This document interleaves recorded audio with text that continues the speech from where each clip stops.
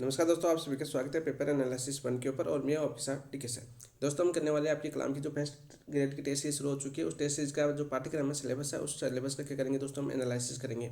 वो भी किसके माध्यम से, एमसीक्यू माध्यम से करने वाले हैं दोस्तों। सबसे पहले बात करते हैं दोस्तों कलाम टेस्ट सीरीज की। किसकी बात करते हैं हम, आपकी कलाम टेस्ट सीरीज की बात करते हैं। टेस्ट सीरीज की बात करते हैं दोस्तों। और इस कलाम टेस्ट सीरीज का जो पाठ्यक्रम है दोस्तों, यानी कि सिलेबस आपका क्या है दोस्तों, आपका सिलेबस है। इस सिलेबस का क्या करेंगे दोस्तों, हम एनालिसिस करेंगे। वो भी किसके माध्यम से करेंगे दोस्तों, आपके एमसीक्यू के माध्यम से। किसके माध्यम से करेंगे, हमने एमसीक्यू के माध्यम से करेंगे, जैसे हमने रीट मेंस के लिए किया था। और उसका काफ़ी बेनिफिट आपको एग्जाम में देखने को मिला, काफ़ी दोस्तों का आपका अच्छा रिस्पॉन्स मिला। और इन एमसीक्यू का आधार क्या होगा, सबसे पहले बात कर लेते हैं आधार की। जो एमसीक्यू कर रहे हैं उनका आधार क्या होगा दोस्तों। आधार होगा, सबसे पहला टारगेट है अपना कलाम बुकलेट आपको पूर्ण करवाना। यानी कलाम की जो बुकलेट आती है दोस्तों, इस बुकलेट को आपको कंप्लीट करवाना। काफ़ी दोस्तों को इस बुकलेट को पढ़ने में भी प्रॉब्लम आती है, तो इस बुकलेट को एमसीक्यू के माध्यम से इतनी शानदार तरीके से करेंगे, जैसा कि हमने नीट मेंस के अंदर किया। बहुत ही अच्छी तरह से बुकलेट की एक भी लाइन ऐसी नहीं थी जो हमने नहीं पढ़ी हो, बहुत ही शानदार तरीके से एमसीक्यू के अंदर की थी दोस्तों। तो सबसे पहला पॉइंट तो ये रखो। दूसरा पॉइंट दोस्तों आपका रहेगा इसके अंदर, जो अपनी शुरुआत करें इसके अंदर जो पैटर्न रहेगा, जो आरपीसी ने 2025 के अंदर जो क्वेश्चन पूछे हैं दोस्तों, आरपीसी के 2025 जून में आपकी एग्जाम हुई थी फर्स्ट ग्रेड की।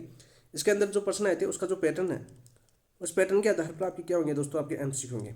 इसके अलावा आप तीसरा टॉपिक होगा आपकी जो एनसीईआरटी का जो टॉपिक, वैसे तो कलाम की बुकलेट के अंदर सारा ऑथेंटिक बुक का जो कॉपी पेस्ट मैटर है वो आपका होता है, ठीक है। कलाम खुद नहीं लिखता है बुकलेट, ये आप सभी को पता है। कलाम जो ऑथेंटिक बुक है वहाँ से आपका जो सिलेबस है उसके अनुसार उस टॉपिक को कॉपी पेस्ट करता है और अपने बुकलेट के अंदर देता है। ये चीज़ें आप सभी जानते हो क्योंकि आप फर्स्ट ग्रेड की तैयारी कर रहे हो, तो ये चीज़ें तो आपको मालूम होनी चाहिए। इसके अलावा एनसीईआरटी जैसे लगभग बात करें आपने 2025 की, तो सारे क्वेश्चन कलाम की बुकलेट ने कवर किए। चाहे 2024 का देख लो, 2025 का पेपर देख लो, कलाम की बुकलेट से बाहर तो पेपर गया नहीं, ठीक है, पूरा आया था। लेकिन कलाम की बुकलेट को तैयार कैसे किया जाए, ऑथेंटिक बुक को भी पढ़ना बहुत ही मुश्किल होता है, उसी प्रकार से इस बुकलेट को पढ़ना बहुत मुश्किल होता है। तो उसको तैयार कैसे किया जाए, वो एमसीक्यू के माध्यम से हम तैयार करेंगे बहुत ही शानदार तरीके से, जैसे हमने रीट मेंस के अंदर बहुत ही शानदार तरीके से कवर करवाया और उसका बेनिफिट मिला, उसी प्रकार से आपको करवाएंगे। पहले आपको ये चीज़ें देखनी है, आपको किस प्रकार से क्लास वालास लगती है, उस प्रकार से आपको कमेंट के अंदर भी बताना है, ताकि हमें मोटिवेशन मिले। और इसमें जो सुधार करना है वो आपके सिर्फ कमेंट के ऊपर निर्भर होगा, आपके मैसेज के ऊपर निर्भर होगा।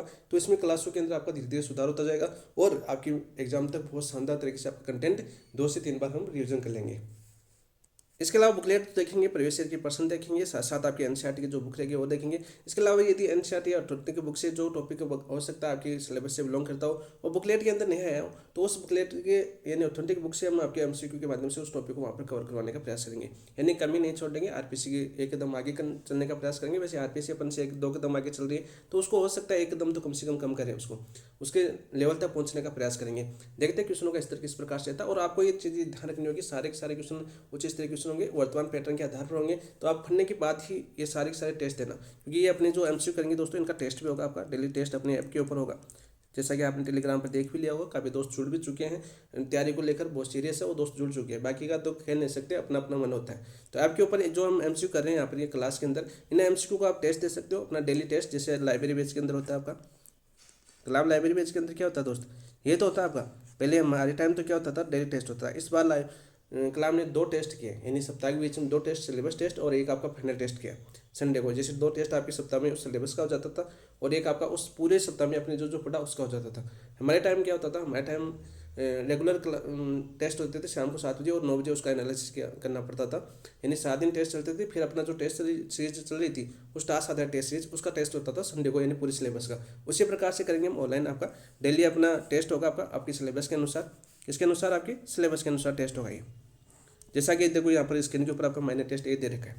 तो माइनर टेस्ट एक के अंदर दोस्तों आपकी जैसे 1857 की क्रांति का स्वतंत्रता संघर्ष दे रखा है, इसकी क्लास अपनी सुबह होगी और राजस्थान के भूगोल की क्लास अपनी शाम को होगी, ठीक है। कल से हम कंटिन्यू शुरुआत कर देंगे, कल से अपनी कंटिन्यू शुरुआत होगी। दोनों टाइम आपकी क्लास होगी, शाम को यानी लेट हो सकती है, 8 से 9 के बीच में एक क्लास, एक आपकी सुबह 11 से 12 के बीच में, दोपहर के बीच होंगी। पढ़ाई के समय नहीं होगी, जैसे आप सुबह पढ़ते हो, पढ़ाई करो आराम से 12 बजे तक, 12 बजे बाद में एमसीक्यू क्लास लीजिए एक शाम को, ठीक है। यानी पूरे दिन दोपहर बाद में पढ़ाई कीजिए और शाम को। और इसके बीच में एक करंट अफेयर्स आएगा, जैसे आपका अक्टूबर का करंट अफेयर्स होगा इसके अंदर, ये रहा अक्टूबर में करंट अफेयर्स। इसकी सुबह सुबह देखने का प्रयास करेंगे, जिस प्रकार से अपने टाइम मिलता है उस प्रकार से अपनी एक क्लास इसकी होगी, ठीक है। आधे घंटे की या 45 मिनट की, क्योंकि 7 दिन हमें पढ़ना है। तो 7 दिन के अंदर इस बुकलेट को कंप्लीट करना है करंट अफेयर्स का, जैसे हमने क्रेडिट मेंस के अंदर किया, उसी प्रकार से करेंगे दोस्त। तो आज आपका पहला टेस्ट डाल भी दिया है ऐप के ऊपर, और आपका 1857 क्रांति जैसे स्वतंत्रता संघर्ष है, इसका पहला टेस्ट आपका टॉपिक यानी पार्ट नंबर 1। जितने क्वेश्चन आप 1 घंटे के अंदर कर सकते हो, जितने क्वेश्चन हम यहाँ पर कर सकते हैं, उतने क्वेश्चन आपको वहाँ पर डालेंगे। लगभग आपके 45 क्वेश्चन आपको डालेंगे, सारे के सारे उच्च स्तरीय क्वेश्चन है। और आपके अभी ये पहला टेस्ट डाला गया आपका, फर्स्ट टेस्ट आपका, ठीक है। इसका फर्स्ट टेस्ट यानी टॉपिक वाइज टेस्ट की बात करें जो डेली टेस्ट होता है, तो फर्स्ट टेस्ट डाला गया। ये आपका निःशुल्क है, बिल्कुल निःशुल्क है दोस्त। आप आराम से देख के अपनी प्रैक्टिस कर सकते हैं, एक बार देख सकते हैं कि किस प्रकार से ऐप है। फिर उसका एनालिसिस हम यहाँ पे यूट्यूब पर कर रहे हैं, और ये क्लास आपको ऐप के ऊपर मिलेगी। यूट्यूब पर काफ़ी दोस्त ये भी बोलते हैं, जैसे हमारे पहले जुड़े हुए थे 300-400 दोस्त हैं आपके फर्स्ट ग्रेड के जो जुड़ भी चुके हैं, वो बोल रहे हैं कि यूट्यूब पर ऐड आते हैं, तो उनको लिए एक क्लास जो अपने यहाँ पर एनालिसिस करें यूट्यूब के ऊपर, ये क्लास आपको ऐप के ऊपर मिलेगी, जहाँ पर आपको ऐड वेड देखने की जरूरत नहीं है। वो सारे के सारे इसी टेस्ट सीरीज के साथ ही कनेक्ट होंगे। साथ साथ जो हम एनालिसिस कर रहे हैं, ये पीडीएफ है दोस्त, आपकी जो एनालिसिस की जो पीडीएफ है शानदार तरीके से, वो भी कहाँ पर मिलेगी दोस्तों, अपने इसी ऐप के ऊपर मिलेगी बहुत ही अच्छी तरह से। उसी टेस्ट के साथ कनेक्ट होगी, वीडियो, पीडीएफ, सॉल्यूशन, साथ साथ टेस्ट, बहुत ही शानदार तरीके से हम करने वाले हैं। और आप एक बार विजिट करके देखना, देखने के बाद आपको पता चलेगा कितनी मेहनत करेंगे, जैसा कि हमने रेट मेंस के ऊपर किया और पहले भी आपके लिए कर चुके हैं। जैसे हमने पिस्ट लास्ट टाइम आपकी फर्स्ट ग्रेड की टेस्ट सीरीज ली थी, उसका बहुत ही शानदार तरीके से आपको एनालिसिस कराया यूट्यूब के ऊपर, और काफ़ी दोस्तों को इसका बेनिफिट भी मिला था। वो आपके ऊपर डिपेंड करता है। तो चलिए दोस्तों, आज हम शुरुआत करते हैं 1857 का स्वतंत्रता संघर्ष। क्या शुरुआत करते हैं हम आपके 1857 का स्वतंत्रता संघर्ष का पार्ट नंबर 1, यानी पार्ट नंबर 1 की बात करते हैं, जो आज का टेस्ट हुआ था, उस टेस्ट का हम एनालिसिस करने वाले हैं। ठीक है, कल से आपकी डबल क्लास हो जाएगी। एक शाम को राजस्थान भूगोल की क्लास लगेगी, और सुबह आपकी ये आपकी 1900, कल तो आपका कल एक और होगी स्वतंत्रता संघर्ष यानी पार्ट 2 के अंदर, यानी कंटिन्यू करेंगे। 7 दिन के अंदर जीके पार्ट है, उसको बहुत शानदार तरीके से करने का प्रयास करेंगे।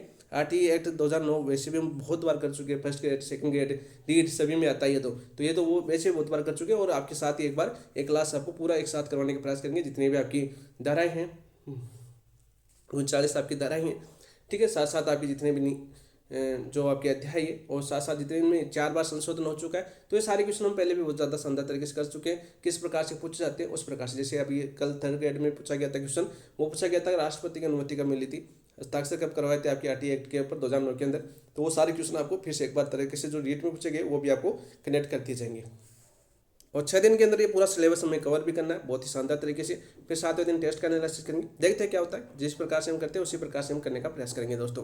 तो आज की क्लास की हम शुरुआत करते हैं, पढ़ते हैं दोस्तों शानदार तरीके से। आपने दे भी लिया होगा, काफ़ी दोस्तों ने टेस्ट भी दिया, अपनी रैंक भी दिखाएगी। और रैंक काफ़ी, एक दोस्त का मैसेज आ रहा था, सर जब हम रैंक देख रहे हैं ना, उसमें बाकी दोस्तों के रैंक आ रहा है, नंबर भी आ रहे हैं, उनके नाम भी आ रहा है। वो इसलिए क्या दोस्तों कि आपको सही में पता चले, जैसे आप टेस्ट दोगे तो टेस्ट में आपकी ऐसा बता देगा कि आपकी रैंक 10वीं रैंक है इतने में से, तो आपको ये पता नहीं चलेगा कि बाकी दोस्तों कितने नंबर आ रहे हैं, उनके कितने क्वेश्चन गलत हो रहे हैं। तो अपने ऐप के अंदर ये सिस्टम मैंने पहले अलग से करवाया है, ताकि आपको उन दोस्तों के भी नंबर आए, साथ साथ में आपको पता चले कि हाँ इनके इतने नंबर आ रहे हैं। यानी जैसे आज का 45 क्वेश्चन थे, 90 नंबर का टेस्ट हुआ था, तो आपके कितने आ रहे हैं, 40 आ रहे हैं, 54 आ रहे हैं, 55 आ रहे हैं। इससे ऊपर तो जा भी नहीं सकते, क्योंकि पेपर थोड़ा हाई लेवल का पेपर था, बहुत ही शानदार क्वेश्चन थे। और ऊपर जाएगा तो उस दोस्त की तैयारी बहुत अच्छी है। और मैंने पहले ही टेलीग्राम के ऊपर बोला था, भाई फट गई और फटने के बाद टेस्ट देना, ठीक है, क्योंकि सारे के सारे क्वेश्चन ऐसे आने वाले हैं। बहुत ही शानदार तरीके से एनालिसिस करेंगे शाम को, सबसे पहले फटने के बाद टेस्ट देना, और जब फटोगे तभी उस टेस्ट का मजा आएगा आपको। तो फटेंगे और टेस्ट भी देंगे, एनालिसिस भी करेंगे, और शानदार तरीके आपको प्रैक्टिस भी करवाएंगे। तो चलिए दोस्तों, शुरुआत करते हैं आज की पहली क्लास। और शुरुआत करने से पहले जिन दोस्तों ने अभी तक अपने चैनल को सब्सक्राइब नहीं किया, चैनल को सब्सक्राइब कर लेना, वीडियो को लाइक कर देना, और अपने दोस्तों के साथ शेयर करना ना भूलें। सबसे इजी क्वेश्चन से शुरुआत करते हैं, देखिए बहुत ही अच्छा क्वेश्चन है। 1857 क्रांति के प्रशासनिक एवं राजनीतिक कारणों के संदर्भ में निम्न कथनों पर विचार कीजिए। हमें देखो प्रशासनिक और दूसरा अपना राजनीतिक कारण है, इनके संदर्भ में विचार करना दोस्तों, करते दोस्तों। पहला कारण देखो, साम्राज्य विस्तार नीति, बिल्कुल राइट, ये भी आपके 1857 क्रांति का प्रमुख कारण था, बिल्कुल सत्य है। डलहौजी की गोद निषेध नीति, बिल्कुल राइट, डलहौजी की गोद निषेध नीति 1857 क्रांति का एक प्रमुख कारण था। ये नीति आपकी 1848 से शुरू होती है और 1856 तक चलती है। 1848 शुरू तक का तक चलती है, आपके 1856 तक चलती है। तीसरा कारण दे रखा है हमें, उच्च सेवा में भारतीयों को नियुक्ति नहीं देना, बिल्कुल राइट, ये भी एक प्रमुख कारण था। यानी बड़ी पोस्ट थी, उन पर भारतीयों की नियुक्ति नहीं होती थी, केवल अंग्रेज अधिकारी होते थे। ये भी एक 1857 क्रांति का प्रमुख कारण है। अंग्रेजी न्याय व्यवस्था से असंतोष थे, बिल्कुल राइट, अंग्रेजी न्याय व्यवस्था से भी कहते हैं हम असंतोष थे। ये भी आपके 1857 क्रांति से पहले के प्रमुख कारण है। यानी एक क्वेश्चन आता है आपका क्रांति के कारण, क्रांति के कारण के नाम से क्वेश्चन आता है, वहाँ से इस प्रकार क्वेश्चन बन सकता है आपका। जैसे हमें दे रखा है 1857 क्रांति के प्रशासनिक एवं राजनीतिक कारणों के संदर्भ में निम्न कथनों पर विचार कीजिए। अंग्रेज क्या चाहते थे, उनकी नीति थी साम्राज्य विस्तार की नीति, तो बिल्कुल एक कारण था क्योंकि वो अपने साम्राज्य का विस्तार कर रहे थे। क्योंकि उसी टाइम डेलहौजी ने गोद निषेध नीति भी अपनाई थी, ठीक है, जिसे आपकी राज्य हड़प नीति भी बोलते हैं, ड्रॉकिन ऑफ लेप्स नीति भी बोलते हैं। ये भी बिल्कुल एक कारण थी। बिल्कुल उस सेवा में भारतीयों की नियुक्ति न होना, ये भी 18 शतम क्रांति से पूर्व एक प्रमुख कारण माना जाता है। अंग्रेजी न्याय व्यवस्था से भी आपके भारतीय असंतोष थे, तो भी एक 18 शतम क्रांति से पूर्व का एक प्रमुख कारण माना जाता है। उपयुक्त में से कौन से कारण 18 शतम क्रांति के लिए उत्तरदायी थे? तो दोस्त सारे के सारे आपके 18 शतम क्रांति के लिए उत्तरदायी थे। ये क्वेश्चन आपका सीधा सीधा पूछा जाता है और तो इसी टाइप का क्वेश्चन पूछा जाता है। तो राइट आंसर क्या हो जाएगा आपका? ए, बी, सी और डी। तो ऑप्शन नंबर 4 आपका राइट आंसर हो जाएगा। क्या हो जाएगा दोस्त आपका? ऑप्शन नंबर 4 आपका राइट आंसर हो जाएगा। सबसे इजी क्वेश्चन था, सीधा सीधा कारणों से पूछा जाता है। नेक्स्ट क्वेश्चन की बात करते हैं। क्वेश्चन नंबर 2 क्या आपका?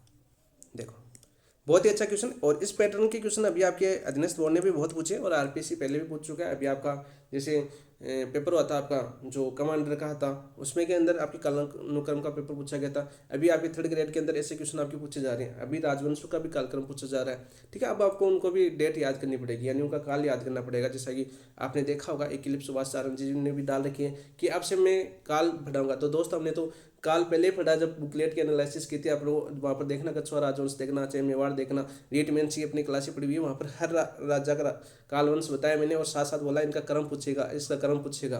वो पूछा है दोस्तों, क्योंकि हमने पहले आधार मान लिया था। पहले एग्जाम जो सितंबर अक्टूबर और आपकी जो एग्जाम हुई थी उनमें बोल दिया था, और जैसे आपकी जमादार का पेपर हुआ था तब मैंने एक बार आपको टेलीग्राम पर बोल दिया था कि इस प्रकार का पैटर्न चेंज होने वाला है, तो उसी का आपको बेनिफिट मिला।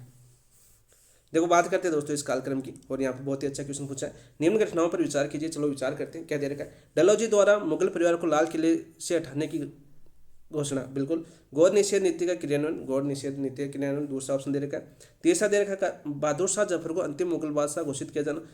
इन घटनाओं का सही कालानुक्रमिक क्रम क्या है, यानी कि आप डेट आपको याद होनी चाहिए भाई, ये चीज़ें कब हुई थी, ठीक है। 1857 क्रांति में ये चीज़ें कब हुई थी, ये हमें चीज़ें याद होनी चाहिए। देखो सबसे पहले बात करते हैं डलहौजी द्वारा मुगल परिवार को लाल किले से हटाने की घोषणा। ये दोस्तों लाल किले से हटाने की घोषणा कब की थी डलहौजी ने? लाल डलहौजी की बात करें तो ये घोषणा की थी सर 1849 के अंदर। कब की थी आपकी? 1849 में की थी, ठीक है। इन्होंने घोषणा की कि जो डलहौजी मुगल परिवार के जो बादशाह है कौन? बहादुर शाह जफर। बहादुर शाह जफर की मृत्यु के बाद बादशाह के परिवार को लाल किले से निकालकर दिल्ली में कहीं और बसाया जाएगा। इन्होंने घोषणा क्या की? इन्होंने घोषणा की कि बहादुर शाह जफर की मृत्यु के बाद, किसके साथ मृत्यु के बाद आपकी? बहादुर शाह जफर, बहादुर शाह जफर। और इस बहादुर शाह जफर की मृत्यु के बाद, मृत्यु के बाद इनका जो राज्य परिवार है, यानी बादशाह का जो परिवार है, बादशाह का परिवार, ये कहाँ पर रहेगा दोस्तों? लाल किले से बाहर, लाल किले से बाहर रहेगा। ये घोषणा किसने की थी आपकी? ये लॉर्ड डलहौजी ने की थी। कब? 1849 में अंदर, ठीक। कब की थी आपके? 1849 के अंदर। देखो याद करना है इस क्रम को, साथ साथ हम याद भी करते हैं। दूसरी बात के गौर निषेध नीति का क्रियान्वयन। देखो गौर निषेध नीति का क्रियान्वयन कब किया था? 1848 में। 1848 में नीति शुरू हो जाती है और कब तक चलती है आपकी? अभी मैंने पिछले क्वेश्चन में बताया था आपका 1856 तक। कब तक? 1848 से 1856 तक की नीति चलती है। गौर निषेध नीति की बात करते हैं, इसके उपनाम बहुत पूछे जाते हैं आपके। गौर निषेध नीति की बात करें, इसके उपनाम बहुत पूछे जाते हैं दोस्त। गौर निषेध नीति के उपनाम क्या थे? राज्य हड़प नीति बोलते हैं इसे, राज्य हड़प नीति। सीधा क्वेश्चन आपको पूछ लिया जाता है कि राज्य हड़प नीति। इसके अलावा आपका ये क्वेश्चन बहुत बार पूछा गया आपका, doctrine of lapse, of lapse. ये भी किसका नाम था दोस्तों? आपके गोद निषेध नीति का नाम था, ठीक है। कब ये शुरू हुई थी आपके? 1848 में। और कब तक चलती है आपके? 1856 के अंदर। तो ये आपके 1849 के अंदर, या आपके 1848 के अंदर। क्रम देखना। बहादुर शाह जफर को अंतिम मुगल बादशाह घोषित करना। बहादुर शाह जफर है आपका, कौन? आपका बहादुर शाह जफर, इसको अंतिम मुगल बादशाह घोषित करना। तो ये किसने किया था दोस्तों? ये हुआ था आपके 1856 के अंदर। और किसके द्वारा किया गया था आपकी? भाई बहादुर शाह जफर आपके अंतिम मुगल बादशाह होंगे, तो गवर्नर जनरल थे आपके, कैनिंग का फैसला था। गवर्नर जनरल कौन थे आपके? कैनिंग। और इस कैनिंग का फैसला क्या था दोस्तों? इसका फैसला था 1856 में बोला था इन्होंने कि बहादुर शाह जफर है वो दिल्ली का मुगल बादशाह अंतिम होगा। क्या होगा आपका? अंतिम मुगल बादशाह होगा, ठीक है। और इनकी मृत्यु के बाद इनके वंशज को बादशाह नहीं माना जाएगा। इनकी मृत्यु के बाद है इनके जो वंशज है उनको क्या नहीं माना जाएगा, आपका बादशाह नहीं माना जाएगा। और डेलोजी ने बोला था कि इनको लाल किले से बाहर, यानी परिवार है उसको लाल किले से बाहर कब, 1849 के अंदर। और कैनिंग ने 1856 में घोषणा की कि बहादुर शाह जफर है वो आपके अंतिम मुगल बादशाह होंगे। दोनों क्वेश्चन सीधे भी पूछे जाते हैं और खतन के द्वारा भी आपके पूछे जा सकते हैं। अब देखो हमें पूछा क्या गया, हमें पूछा कि कालानुक्रमिक क्रम क्या है। तो सबसे पहले गौड़ निश्चय नीति 1848, ये बी आएगा सबसे पहले। तो बी पहले ऑप्शन में है और तीसरे ऑप्शन में है। तो आपका चौथा ऑप्शन और दूसरा ऑप्शन आपको डिलीट कर देना, ठीक है। और ऐसे क्वेश्चनों में हमेशा ऑप्शन काटना भी, क्योंकि आपके ऑप्शन कट जाते हैं, ठीक है। तो ऑप्शन काटना। और कल मैंने आपको डेट में बोला था दोस्तों को पहले कि ऐसे कोर्ट वाले क्वेश्चन आए तो ऑप्शन काटना, और उसका फायदा बहुत मिल रहा होगा एग्जाम के अंदर। और काफ़ी दोस्तों के मैसेज में उन्होंने बोला कि हमें बहुत फायदा हो। तो दोस्तों उनकी मेहनत थी, उन्होंने मेहनत की, उसको उन्होंने इस लायक समझा कि ये क्वेश्चन हमारे लिए बन सकते हैं। उन्होंने हमारे साथ मिलकर स्टडी की, पढ़ाई की, बहुत शानदार तरीके से प्रैक्टिस की, उसका बेनिफिट उनको मिला। वो मेहनत उनकी थी, ठीक है। बाकी बात करते हैं हम फर्स्ट ग्रेड की, ठीक है। बाकी बीच बीच में उनकी बात नहीं करेंगे क्योंकि पढ़ाई में थोड़ा सा डिस्टर्ब हो जाते हैं फिर। आप देखो पहला हो गया दो नंबर। फिर देखो दोस्तों आपके डलहौजी द्वारा मुगल परिवार को लाल किले से हटाने की घोषणा कब की थी, 1849 के अंदर। तो फिर आपका ए आएगा। और 56 में कैनिंग ने बोला था कि बहादुर शाह जफर अंतिम बादशाह होगा। तो पहले 49 आएगा, फिर तो क्या आ जाएगा आपका ए। तो बी के बाद में ए आएगा दोस्त, ठीक है। बी के बाद में क्या आएगा दोस्तों, आपका ए आएगा। यहाँ पर क्या आ रहा है, बी के बाद में सी आ रहा है, तो ये गलत हो जाएगा। ऑप्शन नंबर एक आपका राइट आंसर हो जाएगा। क्या हो जाएगा आपका, ऑप्शन नंबर एक आपका राइट आंसर हो जाएगा। बहुत ही ऐसे अच्छे से समझने का प्रयास किया होगा दोस्तों आपने। नेक्स्ट क्वेश्चन की बात करते हैं। साथ साथ अगले क्वेश्चन पर जाने से पहले एक नाम और याद आ गया इसका मेरा। उपनाम की बात करें तो इसे डेलोजी की विलय नीति भी कहा जाता है। क्या कहा जाता है आपका, विलय नीति भी कहा जाता है, विलय नीति भी कहा जाता है, कहा जाता है। नेक्स्ट क्वेश्चन की बात करते हैं दोस्तों। नेक्स्ट क्वेश्चन क्या है, क्वेश्चन नंबर 3 की बात करते हैं आज की। बहुत ही शानदार क्वेश्चन। डेलोजी की राज्य हड़प विलय नीति के संदर्भ में निम्न कथनों पर विचार कीजिए। चलो इस नीति के बारे में क्वेश्चन भी आ गया, देखो बात करते हैं। काफी बार पूछा जाता है ऐसे क्वेश्चन, इंपॉर्टेंट क्वेश्चन है आपका। डेलोजी की राज्य हड़प नीति के संदर्भ में निम्न कथनों पर विचार कीजिए। क्या दे रखा हमें, यह नीति 1858 से 1856 के बीच लागू की गई। बिल्कुल राइट, पहले क्वेश्चन में बताया, दूसरे क्वेश्चन में बता दिया और तीसरे क्वेश्चन में बता दिया। यह नीति कब स्टार्ट हुई थी आपकी, शुरू कब हुई थी, 1848 से घोषणा हुई थी और 1856 के बीच तक ये नीति लागू रही थी। कौन सी, राज्य हड़प नीति, ठीक है, गोद निषेध नीति या डॉक्ट्रिन ऑफ लैप्स या आपकी डेलोजी की विलय नीति, ये इसके उपनाम है जो बार बार पूछे जाते हैं। तो पहला ऑप्शन आपका बिल्कुल सत्य है दोस्त। इस नीति के अंतर्गत दत्तक पुत्र को उत्तराधिकारी के रूप में मान्यता दी जाती थी।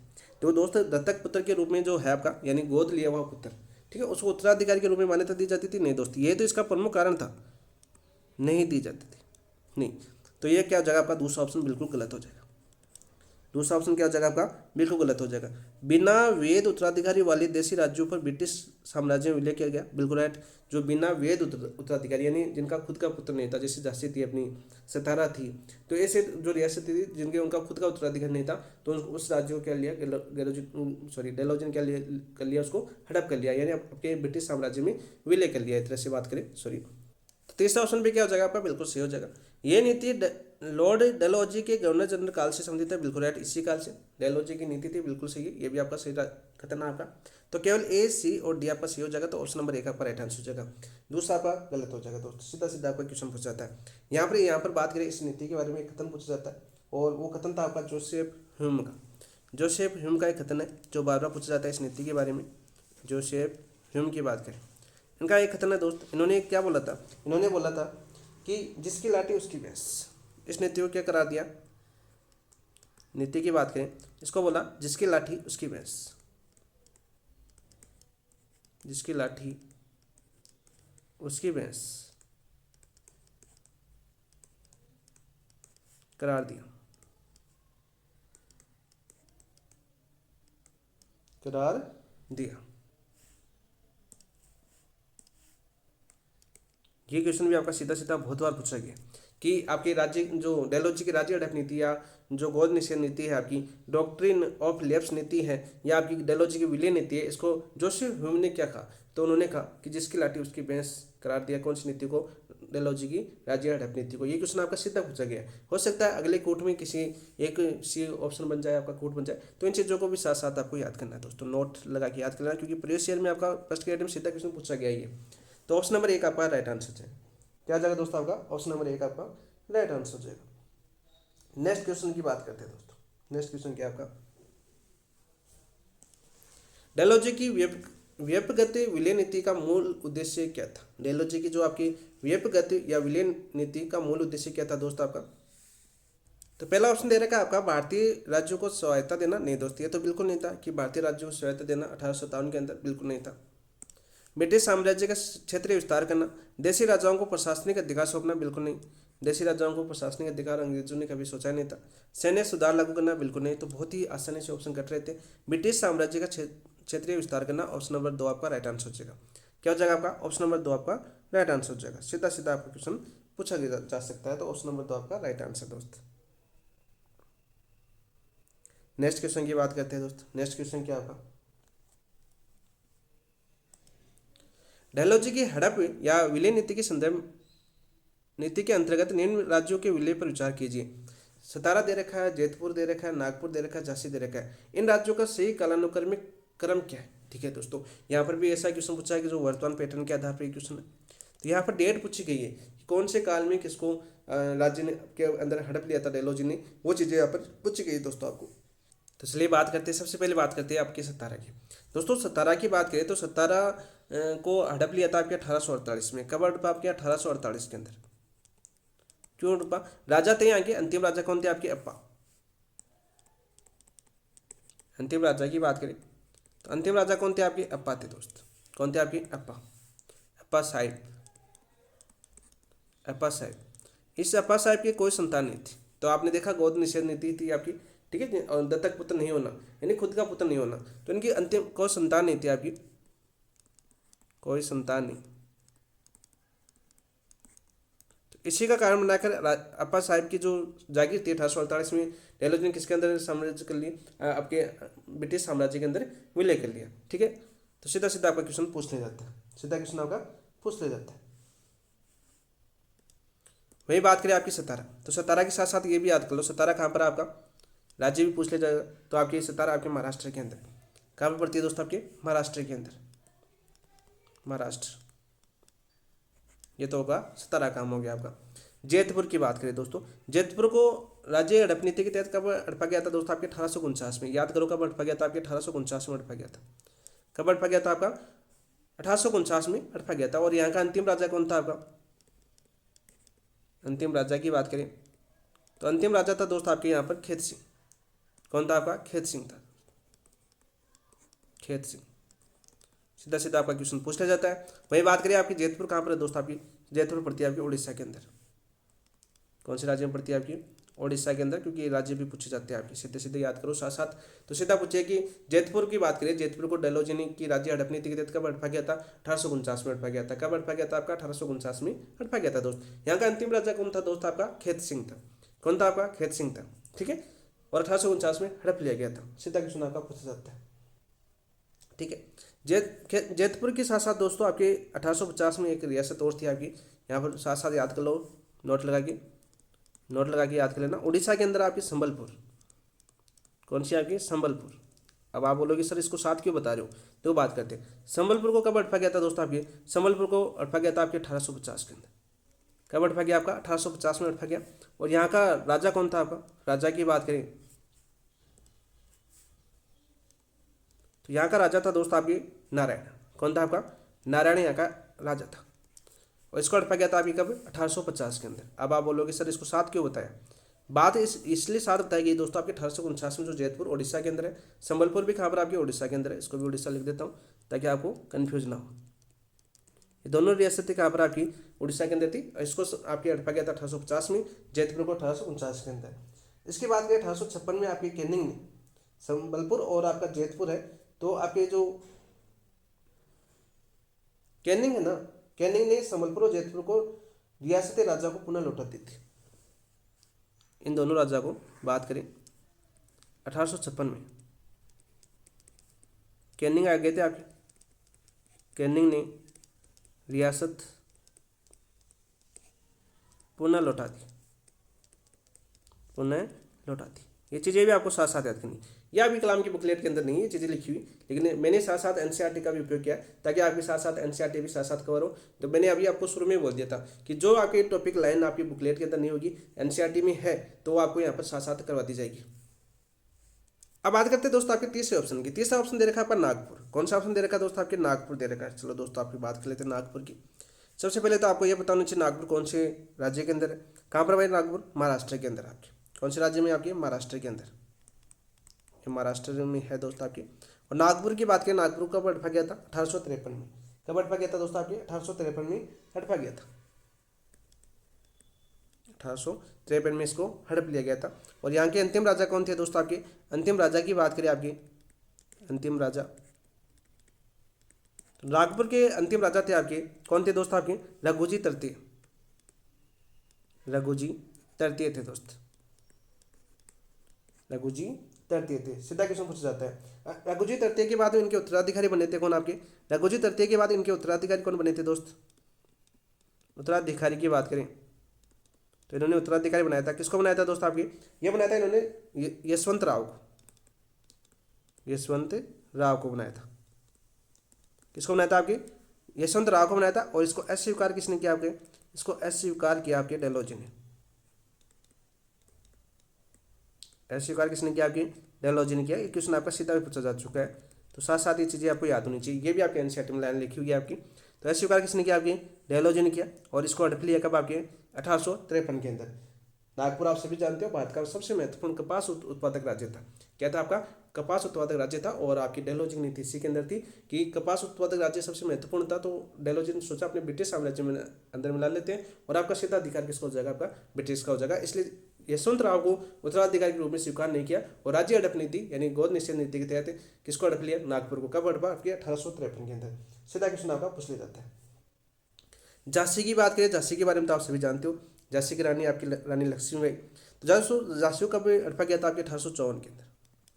कब हड़पा गया? डेलहौजी के द्वारा 1854 में हड़पा गया, 1854 के अंदर। और ये आपका अंतिम राजा कौन था? आपका अंतिम राजा की बात करें वो थे आपके गंगाधर राव। कौन थे आपके? गंगाधर राव, गंगाधर राव थे आपके। सीधा सीधा क्वेश्चन पूछ लिया जाता है। यहाँ पर बात कर लेते थोड़ा सा झांसी के बारे में। नीचे से तरफ अपनी यहाँ पर जगह है थोड़ी सी, तो दोस्तों यहाँ पर जितनी हिसाब से अपनी जगह मिल रही है उस हिसाब से बता देता हूँ। बाकी हम अच्छे से विश्लेषण तो कर रहे हैं। झांसी की रानी कौन थी आपकी? झांसी की रानी कौन थी अभी? यहाँ की रानी कौन थी अभी? रानी थी आपकी लक्ष्मीबाई। कौन थी आपकी? लक्ष्मीबाई या मणिकर्णिका। जो पुराना नाम क्या था इनका बचपन का? मणिकर्णिका। ये नाम भी बहुत बार पूछा गया आपके एग्जाम के अंदर। तो यहाँ की रानी थी दोस्तों आपकी लक्ष्मीबाई। इनका दत्तक पुत्र था, इन्होंने दत्तक पुत्र यानी गोद लिया था। दत्तक पुत्र फिल्म देखी होगी आपने। दत्तक पुत्र उसका नाम क्या था दोस्तों आपकी? नाम था आपका दामोदर राव। क्या नाम था आपका? दामोदर राव, दामोदर राव। और इस दामोदर राव को भी अस्वीकार किसने किया? आपके डेलहौजी ने। अस्वीकार किसने किया? आपकी डेलहौजी ने। साथ साथ जो नोट्स बनाना चाहते हैं शॉर्ट नोट्स, वो शॉर्ट नोट्स भी बना सकते हैं। एग्जाम टाइम में आपकी काफ़ी हेल्प हो सकती है यहाँ से, क्योंकि सारी चीज़ें मैं आपको पॉइंट टू पॉइंट यहाँ पर बता रहा हूँ। तो ये शॉर्ट नोट्स के रूप में आप बना सकते हो। और आपके एग्जाम में जैसे रीट मेंस वालों ने कुछ बहने थी उन्होंने भेजे भी थे, बहुत शानदार नोट्स बनाए थे, उनको काफ़ी फायदा भी होगा इस चीज़ का।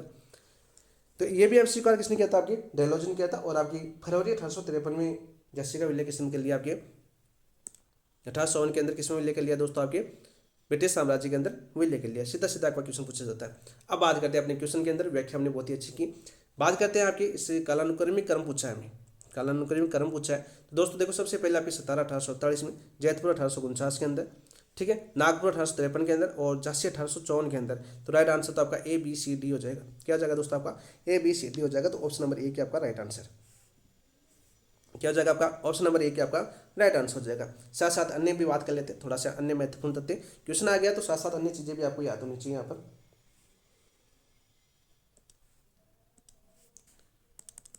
अन्य महत्वपूर्ण बिंदु, अन्य महत्वपूर्ण बिंदु, बिंदु की बात करें, उन्हीं की बात करें। जैसे आपकी वो क्रम पूछा गया था तो अन्य रियासतें भी दी जा सकती है आपके क्वेश्चन के अंदर कि इन रियासतों का विलय क्रम बताइए। ठीक है, तो बात कर लेते हैं। देखो, सतारा हमने देख लिया, जयपुर हमने देख लिया, संबलपुर हमने देख लिया। तो बात करते हैं आपके बघाट। किसकी बात करते हैं? हम आपकी बघाट की बात करते हैं दोस्तों। इस बघाट रियासत की बात करें दोस्तों, बघाट का विलय कब हुआ था? आपका 1850 के अंदर। कब हुआ था दोस्तों? आपके 1850 के अंदर हुआ था। और यहाँ का राजा कौन था अंतिम? ये याद नहीं है, ठीक है, एनसीईआरटी में भी नहीं है, नई कलाम बुकलेट के अंदर है। तो सीधा सीधा याद कर लेना। लेकिन ये चीज़ और याद कर लेना, बघाट है कहाँ पर? कौन से राज्य में? आपकी हिमाचल प्रदेश के अंदर, हिमाचल प्रदेश, एचपी। बघाट कहाँ पर? आपके हिमाचल प्रदेश के अंदर है। शॉर्ट में आपको एचपी लिख देता हूँ, ठीक है, कोई दिक्कत नहीं। दूसरी ऐसी रियासत बताओ जहाँ के विलय हुआ था। तो देखो, हम उदयपुर की बात करते हैं। किसकी बात करते हैं? आपके उदयपुर की बात करते हैं। उदयपुर राजस्थान वाला भाई नहीं, ठीक है। उदयपुर राजस्थान वाला मत समझ लेना, उदयपुर आपकी छत्तीसगढ़ के अंदर है। इसका विलय होता है आपके 1852 में। और उदयपुर कहाँ पर है दोस्तों? आपके छत्तीसगढ़ के अंदर। छत्तीसगढ़ आपके मध्य प्रदेश से अलग हुआ था सन 2000 के अंदर। छत्तीसगढ़ कहाँ पर? आपकी छत्तीसगढ़ के अंदर। सीधा क्वेश्चन पूछ लिया जाता है, ठीक है। सीधा क्वेश्चन आपका पूछ लिया जाता है दोस्तों आपका 1852 के अंदर। इसके अलावा दोस्तों बात करते हैं आपके तंजौर की। किसकी बात करते हैं? आपके तंजौर की बात करते हैं। तीसरी एक रियासत और रहेगी आपकी, कौन सी? तंजौर। दोस्तों तंजौर का विलय कब होता है आपका? तंजौर का विलय होता है आपका 1855 के अंदर। का विलय होता है आपका 1855 के अंदर होता। सीधा क्वेश्चन पूछ लिया जाता है। और तंजौर कहाँ पर आपके दोस्तों? बताओ भाई। तंजौर आपकी यूपी के अंदर है। कहाँ पर? आपकी यूपी के अंदर। आप देखो तंजौर के साथ हमें याद क्या करना है? तंजौर के साथ हमें याद करना है अपनी करौली को। करौली कौन सी? अपनी राजस्थान में एक मात्र रियासत थी अपनी जो हड़पी गई थी, वो कौन सी थी? आपकी करौली। करौली का आपका विलय कब हुआ था? करौली का विलय भी आपके 1855 के अंदर हुआ था। कब हुआ था आपका? 1855 के अंदर। और ये कहाँ पर पड़ती है? आपकी राजस्थान के अंदर। आज लिख देता हूँ कहाँ पर पड़ती है? अपने राजस्थान के अंदर। हो सकता है कोई राज्य से बाहर से भी तैयारी कर रहा हो तो उसको भी पता होना चाहिए करौली अपने राजस्थान के अंदर पड़ती है। बाकी आपको भी पता होना चाहिए करौली राजस्थान के अंदर है दोस्त। और यहाँ पर नोट करके बात याद क्या करनी है आपको? यहाँ पर नोट लगा के याद कर लेना दोस्तों। नोट लगा के याद क्या करना है आपका कि कोर्ट ऑफ डायरेक्टर की बात करते हैं। किसकी? कोर्ट ऑफ डायरेक्टर की बात करते हैं। आपकी डायरेक्टर्स की बात कर लेते हैं, डायरेक्टर की बात करते हैं दोस्तों। इन्होंने क्या बोला? कोर्ट ऑफ डायरेक्टर्स ने कहा करौली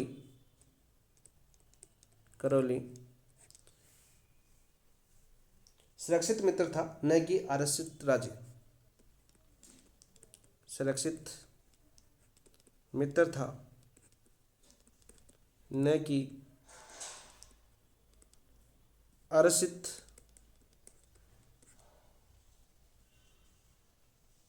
राज्य। सॉरी, देखो बात करते हैं करौली। करौली आपके 1855 के अंदर आपकी डलहौजी ने हड़प नीति के तहत हड़प ली थी। लेकिन कोर्ट ऑफ डायरेक्टर ने यह कहा कि करौली सुरक्षित मित्र था न कि आश्रित मित्र राज्य। क्या था आपका? आश्रित राज्य था, ठीक है। आरक्षित का नाम आ रहा है बार बार। सुरक्षित मित्र था न कि आश्रित राज्य था। तो इसको कहते हुए अस्वीकार कर दिया। यह कहते हुए अस्वीकार कर दिया।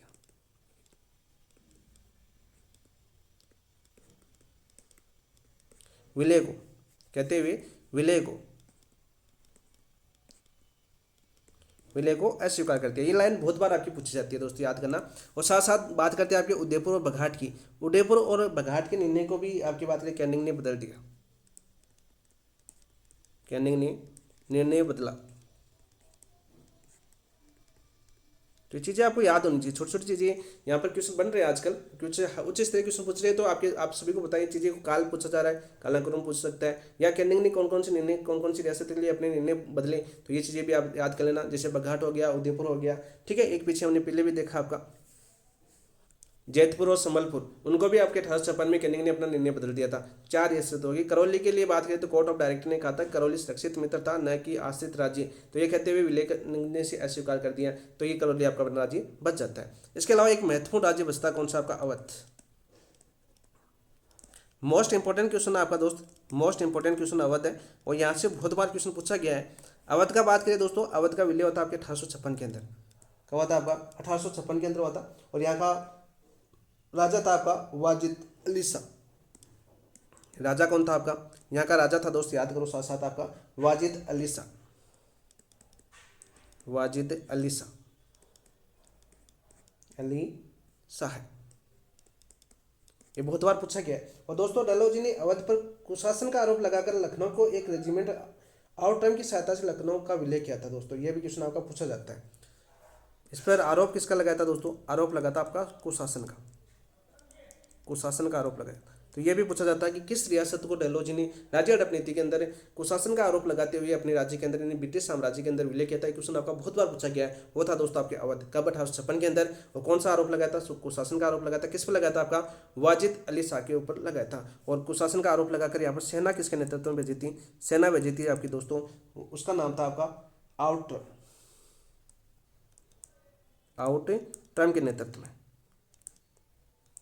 के नेतृत्व में भेजी। ये क्वेश्चन भी आपका पूछा जा चुका है। तो ये थे महत्वपूर्ण तथ्य जहाँ से आपके बार बार पूछे जाते हैं। इस हड़प नीति के शिकार हुए राज्य ये थे आपके, कौन कौन से शिकार हुए, जैसे हमने सबसे पहले पढ़ा अपना सितारा आपके 1848 के अंदर पढ़ा दोस्तों, अप्पा राजा था यहाँ पर, इनके पुत्र नहीं थे, और सतारा आपके महाराष्ट्र के अंदर है। फिर दोस्तों हमने जैतपुर 1849 के अंदर पढ़ा, खेत सिंह इनके राजा थे। फिर संबलपुर 1850 के अंदर नारायण राजा थे।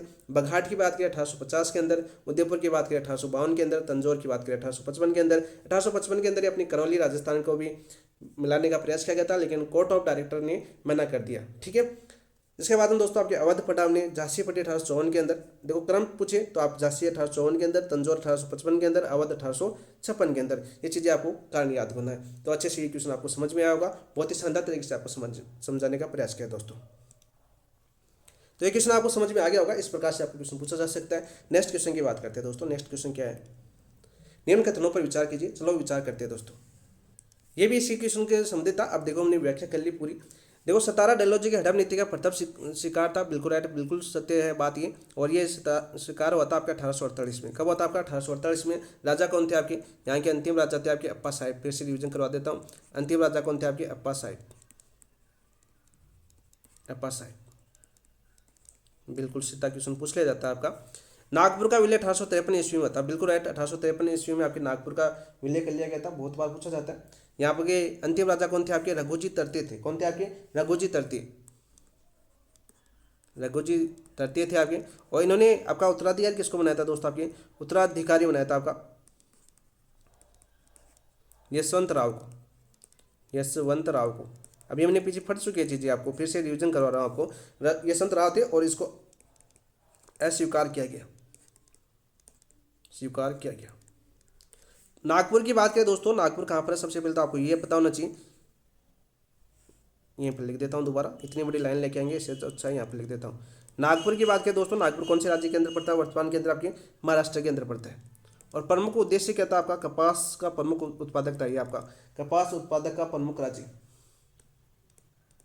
कपास उत्पादक प्रमुख राज्य था, यानी प्रमुख रियासत थी। प्रमुख राज्य लिख देता हूँ क्योंकि क्वेश्चन आया हुआ एक बार, प्रमुख राज्य था। और मेन लक्ष्य डलहौजी का इस पर था। डलहौजी की बात करें, मुख्य लक्ष्य क्या था आपका, यही था। ठीक है भाई, अस्वीकार करना यानी ब्रिटिश साम्राज्य के अंदर मिलाना। प्रमुख उद्देश्य क्या था, कपास पर सीधा नियंत्रण स्थापित करना। सीधा क्वेश्चन पूछा जाता है। झांसी का विलय दोस्तों आपके 1854 में होता है, बिल्कुल राइट। आपके गंगाधर राव अंतिम शासक थे, बिल्कुल राइट। इनकी पत्नी का नाम था, यानी कि रानी थी आपकी रानी लक्ष्मीबाई। और रानी लक्ष्मीबाई को हम फिर से पढ़ेंगे बहुत शानदार तरीके से, लक्ष्मीबाई, क्योंकि यहाँ से क्वेश्चन पूछा जाता है, जैसे नागपुर का युद्ध पूछा जाता है। ठीक है, और इसका क्रम भी पूछा गया है आपका, कालानुक्रम में क्रम पूछा गया वर्तमान 2025 के अंदर जो आपकी एग्जाम में हुई है आपके आरबीसी के, उसके अंदर आगे क्वेश्चन आएगा आपका। तो कौन सा या से कथन सही है दोस्तों, आपके तीनों सही है। तो ऑप्शन नंबर 4 आपका राइट आंसर हो जाएगा। क्या हो जाएगा आपका, ऑप्शन नंबर 4 आपका राइट आंसर हो जाएगा। अच्छे से क्वेश्चन आपको समझ में आया होगा। और पिछले क्वेश्चन का एक बार फिर से मैंने आपको यहाँ पर रिविजन भी करवा दिया दोस्तों। नेक्स्ट क्वेश्चन की बात करते हैं। निम्न कथनों पर विचार कीजिए। चलो विचार करते हैं दोस्तों, सीधा सीधा क्वेश्चन है। अंग्रेजों ने भारतीय सामाजिक संस्थाओं का सम्मान किया। अंग्रेजों ने भारतीय सामाजिक संस्थाओं का सम्मान तो कभी किया नहीं। क्या था कि भाई दोस्तों, नहीं किया। सामाजिक संस्थाओं का अंग्रेज सम्मान करते, भारतीयों का नहीं किया। अंग्रेजी शिक्षा को भारतीय परंपराओं के विकल्प के रूप में प्रस्तुत किया गया, बिल्कुल राइट। जो अंग्रेजी शिक्षा को भारतीय परंपराओं के विकल्प के रूप में प्रस्तुत किया गया, बिल्कुल सत्य है। यानी सामाजिक कारणों से क्वेश्चन पूछा गया। यहाँ पर कहाँ से पूछा गया, आपके 18 शताब्दी क्रांति से पूर्व सामाजिक कारण क्या थे आपके, सामाजिक कारण की बात करें तो बिल्कुल राइट, दूसरा बिल्कुल सत्य, दूसरा बिल्कुल सत्य। तीसरा, भारतीय समाज में सांस्कृतिक असुरक्षा की भावना उत्पन्न हुई। किसकी भावना उत्पन्न हुई आपकी, समाज में सांस्कृतिक असुरक्षा की भावना उत्पन्न हुई, बिल्कुल राइट। कौन सा ये से कथन सही है, तो दूसरा और तीसरा सही है दोस्तों। आपका ऑप्शन नंबर 2 आपका राइट आंसर हो जाएगा। क्या हो जाएगा दोस्तों, आपका ऑप्शन नंबर 2 आपका राइट आंसर हो जाएगा। सीधा क्वेश्चन आपका पूछा जाता है, सीधा क्वेश्चन आपका पूछा जाता है। इसके साथ ही आप ये जो पैतृक संपत्ति वाला क्वेश्चन है वो भी आपको पूछा जाता है, वो क्वेश्चन आपका आगे आ जाएगा। ऑप्शन नंबर 2 आपका राइट आंसर। नेक्स्ट क्वेश्चन की बात करते हैं। ये देखिए दोस्तों, ये क्वेश्चन आपका सीधा सीधा पूछा गया 2025 के अंदर। 1850 के पैतृक संपत्ति कानून का भारतीय समाज में विरोध क्यों हुआ, मतलब भाई जो 1850 में आपके पैतृक संपत्ति कानून लाया गया था आपका ब्रिटिश सरकार द्वारा, वो भारतीय समाज में विरोध क्यों हुआ इसका। इसने जाति व्यवस्था को समाप्त कर दिया था दोस्तों, नहीं, इसने जाति व्यवस्था को समाप्त नहीं किया, इसके कारण इसका विरोध नहीं हुआ। इसने धर्मांतरण को प्रोत्साहन देने का अभ्यास किया, बिल्कुल राइट, आवास दिया, बिल्कुल राइट। तो ऑप्शन नंबर 2 ही आपका राइट आंसर होगा। क्या होगा? Option number 2। यानी इसके अंदर रूल किया गया, जो हिंदू है, ठीक है, जो हिंदू ईसाई धर्म को स्वीकार कर लेगा, ठीक है, मिशनरियों द्वारा, तो ईसाई धर्म को स्वीकार करेगा, उसकी पैतृक संपत्ति नहीं छीनी जाएगी, यानी पैतृक संपत्ति से उसे वंचित नहीं किया जाएगा, ठीक है, और बाकियों को पैतृक संपत्ति से वंचित कर दिया जाएगा। ये रूल था इसके अंदर, इसीलिए इसको विरोध हुआ था। आपका ऑप्शन नंबर 2 आपका सीधा सीधा राइट आंसर हो जाएगा। बाकी भूमि राजस्व बढ़ा दिया गया, नहीं दोस्त आपके, इसमें अंग्रेजी शिक्षा को अनिवार्य बनाया गया, बिल्कुल नहीं बनाया गया, अंग्रेजी शिक्षा को अनिवार्य विकल्प के तौर पर ही थी। ऑप्शन नंबर 2 आपका राइट आंसर हो जाएगा। समझने का प्रयास करना इस क्वेश्चन को, यहाँ से सीधा क्वेश्चन आपका पूछा गया था। तो मैं नोट लगा के आपको यहाँ पर लिख देता हूँ, ताकि आपके लिए बहुत ज़्यादा उपयोगी हो सकता है, पूछा जा सकता है। देखो क्या था आपका 1850 में पैतृक संपत्ति कानून की बात करें, किसकी बात करें? आपके पैतृक संपत्ति कानून की बात करें, पैतृक संपत्ति कानून की बात करें दोस्त, आपके कानून, जिसमें हिंदू से ईसाई, हिंदू से जो ईसाई धर्म धारण करता है ना, कौन सा धर्म आपका? ईसाई धर्म, ईसाई धर्म ग्रहण करने पर पैतृक संपत्ति, यानी पैतृक जो संपत्ति थी आपकी, यानी उनकी जो पैतृक यानी पिताजी की जो संपत्ति थी, संपत्ति से वंचित नहीं किए जाने का प्रावधान था, वंचित नहीं किए जाने का प्रावधान था दोस्त, प्रावधान था। तो इसीलिए तो हिंदुओं को क्या आभास हुआ, किसका आभास हुआ? धर्मांतरण को प्रोत्साहन देने का आभास हुआ दोस्त, और इसी कारण इसका विरोध हुआ कि यहाँ पर हिंदुओं को ईसाई बनाया जा रहा है। तो ऑप्शन नंबर 2 आपका राइट आंसर हो जाएगा। नेक्स्ट क्वेश्चन की बात करते हैं दोस्तों, क्वेश्चन नंबर 11 की बात करते हैं। अभी बहुत ही धीरे कर रहे हैं। 1857 की क्रांति के धार्मिक कारणों के संदर्भ में निम्न कथनों पर विचार कीजिए। धार्मिक कारणों के बारे में बात करते हैं, ठीक है। 1857 के पहले की बात करें, अभी तो धार्मिक कारणों पूछे। अभी अंग्रेजों द्वारा भारत में धर्म प्रचार को एक नीतिगत उद्देश्य के रूप में अपनाया गया। किसके रूप में अपनाया गया आपके दोस्तों? नीतिगत उद्देश्य के रूप में अपनाया गया, बिल्कुल राइट, बिल्कुल सत्य बात है। पहला कारण आपका बिल्कुल राइट है। दूसरा ऑप्शन क्या दे रखा? हाउस ऑफ कॉमन्स में ईस्ट इंडिया कंपनी के अध्यक्ष मैगलस के कथन ने इस धारणा पर बल दिया, बिल्कुल राइट, इंपॉर्टेंट है। सीधा क्वेश्चन आपका पूछा भी जा चुका है यहाँ से कि हाउस ऑफ कॉमन्स में किस ब्रिटिश ने आपके धार्मिक कारणों, यानी जो आपके धर्म में जो ईसाई मिशनरियों को ईस्ट इंडिया कंपनी के अध्यक्ष थे आपके मैगलस, इस कथन को धारणा को बल दिया कि मिशनरी को ईसाई धर्म में बदलना चाहिए, हिंदू धर्म को ईसाई धर्म अपनाना चाहिए, इस पर बल दिया। सीधा सीधा क्वेश्चन आपको पूछ लिया जाता है, बहुत बार आपका क्वेश्चन आया भी है। तो ऑप्शन नंबर 2 भी आपका बिल्कुल सत्य है। 1813 के चार्टर अधिनियम द्वारा ईसाई मिशनरियों को भारत में कार्य की अनुमति दी गई, बिल्कुल राइट। ये क्वेश्चन आपका सीधा भी पूछा गया है बहुत बार, ठीक है, लेकिन आजकल खतरनाक वाले क्वेश्चन आ रहे हैं, तो इन क्वेश्चनों को साथ साथ भी याद करो कि 1813 के चार्टर अधिनियम द्वारा ईसाई मिशनरियों ने को भारत में कार्य की अनुमति दी गई, बिल्कुल राइट, बिल्कुल सत्य है। और सेना में पादरियों की नियुक्ति भी की गई। साथ साथ देखो दोस्तों, इसके अंदर क्या किया गया आपका? सेना में पादरियों की नियुक्ति की गई,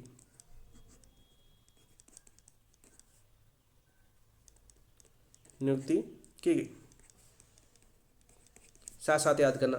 1830 के बाद ईसाइयों को भूमि करे एवं संपत्ति अर्जन की विशेष छूट दी गई, बिल्कुल राइट। 1830 के बाद जो कंपनी ने ईसाइयों को जमीन खरीदने व संपत्ति जुटाने की छूट प्रदान कर दी, बिल्कुल राइट, ये भी बिल्कुल सत्य है। तो उपयुक्त में से कौन से कथन 1857 की क्रांति के धार्मिक कारणों से संबंधित है? तो चारों कारण थे जो आपके धार्मिक कारणों से संबंधित माने जाते हैं दोस्तों। तो ए बी सी डी आपका राइट आंसर हो जाएगा, ऑप्शन नंबर 4 आपका राइट आंसर। सीधा सीधा आपका क्वेश्चन पूछा जाता है दोस्तों, सीधा क्वेश्चन पूछा जाता है। मैगलस का कथन पूछा गया है आपका, मैगलस की बात कर लेते हैं दोस्तों। यहाँ पर मैगलस वाला क्वेश्चन आपका पहले भी पूछा जा चुका है, ठीक है। ब्रिटिश हाउस ऑफ कॉमन्स में ईस्ट इंडिया कंपनी के अध्यक्ष मैगलस ने कहा कि देवयोग से भारत का विस्तृत साम्राज्य, इन्होंने क्या कहा? देवयोग से भारत का विस्तृत साम्राज्य की बात करते हैं। आपकी साम्राज्य अंग्रेजों को इसलिए मिला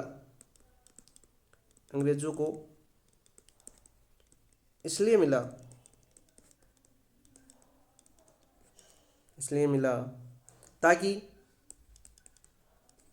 अपने मजहब यानी ईसाई की बात कर रहा है, अपने मजहब की पताका यानी अपने मजहब की पताका यानी ईसाई धर्म की पताका की बात कर रहा है। पताका को भारत के एक छोर से दूसरे छोर तक फहरा सके, पताका को भारत के एक छोर से दूसरे छोर तक पैरा सके। ये कथन किसने कहा था दोस्तों? आपके मेगलस ने कहा था। किसमें कहा था दोस्तों? आपके हाउस ऑफ कॉमन्स में कहा था। हाउस ऑफ कॉमन्स में अध्यक्ष थे आपके, और इसी के तहत आपके चार्टर आए थे फिर। और बहुत बार ये क्वेश्चन आपका पूछा गया है, मोस्ट इंपोर्टेंट लगा देता हूँ यहाँ पर, ठीक है। यहाँ से क्वेश्चन आपका बहुत बार पूछा गया एग्जामों के अंदर। तो ऑप्शन नंबर 4 आपका राइट आंसर हो जाएगा। नेक्स्ट क्वेश्चन की बात करते हैं दोस्तों। नेक्स्ट क्वेश्चन क्या है आपका? निम्न में से कौन सा कथन 18 शताब्दी क्रांति के धार्मिक स्वरूप को सबसे अधिक स्पष्ट करता है? पहला ऑप्शन दे रखा है आपका भूमि राजस्व व्यवस्था। नहीं दोस्तों, आपके धार्मिक स्वरूप को सबसे अधिक रूप से स्पष्ट नहीं करता। गौध निषेध नीति आपकी डायलॉजी की समिति, बिल्कुल राइट नहीं है आपका। मिशन रियो के संस्थागत समर्थन, तो देखा ना पदाधिकारियों की नियुक्ति की गई थी ब्रिटिश सेना के अंदर। तो आपका ऑप्शन नंबर 3 आपका राइट आंसर हो जाएगा। 1830 के बाद जो भूमि खरीदने में इनमें भी विशेष छूट प्रदान कर दी गई थी। तो मिशनरियों को संस्थागत समर्थन आपके धार्मिक स्वरूप को सबसे अधिक स्पष्ट रूप करता है दोस्तों। ऑप्शन नंबर 3 आपका राइट आंसर हो जाएगा। क्या जाएगा दोस्तों? आपका ऑप्शन नंबर 3 आपका राइट आंसर हो जाएगा। नेक्स्ट क्वेश्चन की बात करते हैं दोस्तों। 1857 में कंपनी द्वारा बनाए गए कानून का मुख्य प्रावधान क्या था? कानून का मुख्य प्रावधान क्या था दोस्तों? आपके ईसाई धर्म अपनाने पर पैतृक संपत्ति से वंचित किया जाना। पहला ऑप्शन क्या दे रखा है आपका? ईसाई धर्म अपनाने पर पैतृक संपत्ति से वंचित किया जाना। नहीं दोस्तों, पैतृक संपत्ति से वंचित नहीं किया जाना। ये क्वेश्चन हम पीछे कर चुके हैं, आपको याद है ना। 1850 का जो पैतृक संपत्ति अधिकार आया था, उसमें जो ईसाई धर्म अपनाएगा उसको जो पैतृक संपत्ति है उससे वंचित नहीं किया जाएगा। ये क्वेश्चन हम पीछे कर चुके हैं। तो पहला ऑप्शन तो आपका गलत हो जाएगा बिल्कुल। ईसाई धर्म अपनाने पर पैतृक संपत्ति का अधिकार बना रहना, बिल्कुल राइट। ऑप्शन नंबर 2 आपका बिल्कुल राइट आ जाएगा। ये एक दूसरे लाइन में थोड़ा सा अंतर दिया हुआ है। देखो यहाँ पर वंचित दे रखा था, यहाँ पर आपकी अधिकार बना रहना दे रखा था। सब दो का यहाँ पर खेल के रचा गया है। तो ऑप्शन नंबर 2 आपका बिल्कुल राइट आंसर हो जाएगा। और पीछे हम कर चुके हैं दोस्तों ये क्वेश्चन। नेक्स्ट क्वेश्चन की बात करते हैं दोस्तों। नेक्स्ट क्वेश्चन क्या अपना? 1857 क्रांति के आर्थिक कारणों के संदर्भ में अंग्रेजी नीतियों का मुख्य प्रभाव क्या था? आर्थिक कारणों के संदर्भ में पूछा दोस्तों, मुख्य प्रभाव क्या था? दोस्तों हम बहुत कुछ हर चीज़ कारण पढ़ रहे हैं। जैसे हमने धार्मिक कारण पढ़ा, सामाजिक कारण हमने पढ़ चुके हैं, ठीक है। तो यहाँ पर अब पढ़ रहे हैं आर्थिक कारण। 1857 क्रांति के आर्थिक कारणों के संदर्भ में अंग्रेजी नीतियों का मुख्य प्रभाव क्या था? पहला ऑप्शन दे रखा है आपका भारतीयों को उद्योगों का संरक्षण। तो भारतीय उद्योगों का संरक्षण तो बिल्कुल नहीं था दोस्तों, ये तो आपका बिल्कुल गलत हो जाएगा। भारतीय वस्त्र उद्योग, यानी भारतीय के अंदर सबसे ज़्यादा काम किस में करते थे आप? ये लोग वस्त्र उद्योग के थे। जैसे अभी आपके राजस्थान की बात करें तो सूती वस्त्र उद्योग में सबसे ज़्यादा पुराना कारखाना है राजस्थान को। सबसे ज़्यादा लोग यानी जुड़े हुए हैं आपके, किससे जुड़े? आपके सूती वस्त्र उद्योग से जुड़े हुए हैं। तो वस्त्र उद्योग का पतन आपका प्रमुख प्रभाव था इसका। तो ऑप्शन नंबर 2 आपका राइट आंसर हो जाएगा। आर्थिक कारणों में बिल्कुल महत्व डालता है दोस्तों आपका, सीधा क्वेश्चन आपका आता है। इसके अलावा जैसे बात करें आपके आर्थिक कारणों के अंदर, अकाल के समय किसानों के का शोषण यानी कर्ज लेना। अकाल के समय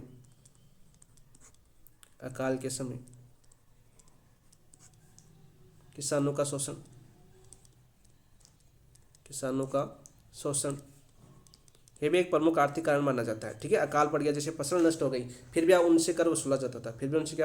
आपका कर वसूला जाता था। सीधा क्वेश्चन आपका पूछा जाता है दोस्तों आपका, ठीक है। किसानों और जमींदारों यानी राजस्व वसूली वाला कर भी था आपका, राजस्व वसूली। ये तो एक तरह से वे समझ सकते हो आप। अकाल के समय राजस्व यानी विभिन्न कर लगाए जाते थे, किसानों की खेती के ऊपर भी विभिन्न कर लगा दी जाते थे। ये चीज़ें आपने पहले पढ़ी होगी बहुत ही शानदार तरीके से। तो सीधे सीधे क्वेश्चन आपके पूछ जाते हैं। 3-4 कारण थे आपके आर्थिक कारण। ऑप्शन नंबर 2 आपका राइट आंसर हो जाएगा। नेक्स्ट क्वेश्चन की बात करते हैं दोस्तों। 1857 की क्रांति के सैनिक असंतोष का प्रमुख कारण क्या था? आप देखो सैनिक कारण आ गया आपके। देखो सामाजिक हमने पढ़ा, धार्मिक हमने पढ़ा, आर्थिक हमने पढ़ा। आप देखो सैनिक कारण क्या थे 1857 क्रांति के होने से पूर्व के सैनिक कारण क्या क्या हो सकते हैं? यहाँ से क्वेश्चन बहुत बार पूछा भी जाता है, इंपॉर्टेंट भी है दोस्तों। क्वेश्चन आपका क्वेश्चन क्या है दोस्तों? आपका क्वेश्चन दे रखा है 1857 की क्रांति के समय असंतोष का प्रमुख कारण क्या था? भारतीय सैनिकों को उच्च वेतन दिया जाना, वेतन भत्ते और पदोन्नति में भेदभाव, सैनिकों को भूमि अनुदान, भारतीय सैनिकों को उच्च पद। देखो भारतीय सैनिकों को उच्च पद नहीं दिया जाता था, सैनिकों को भूमि अनुदान भी नहीं दी जाती थी, भारतीय सैनिकों को उच्च वेतन दिया जाना भी नहीं था आपका, वेतन भत्ते और पदोन्नति में भेदभाव होता था। तो ऑप्शन नंबर 2 आपका राइट आंसर हो जाएगा। ये भी एक आपका सैनिक असंतोष का प्रमुख कारण है 1857 क्रांति समय। देखो वेतन भत्तों की बात करें दोस्तों, वेतन भत्तों में बात करें आपकी, जैसे भारतीयों को 9 रुपये मासिक दिया जाता था। भारतीयों को कितना दिया जाता था? जैसे भारतीय सैनिक है ना दोस्तों, भारतीय सैनिक की बात कर लेते हैं। भारतीय सैनिक को कितना दिया जाता था? आपका 9 रुपये, वो भी कैसे? आपका मासिक, यानी महीने के 9 रुपये दिए जाते थे। तो ये कारण हो सकता है आपका। वहीं अंग्रेजियों को बात करें, अंग्रेज अधिकारी, यानी अंग्रेज सैनिक की बात कर लेते हैं दोस्तों। अंग्रेज सैनिक कितने दिए जाते थे मासिक? आपके 60 या 70 रुपये, 60 या 70 रुपये मासिक दिए जाते थे।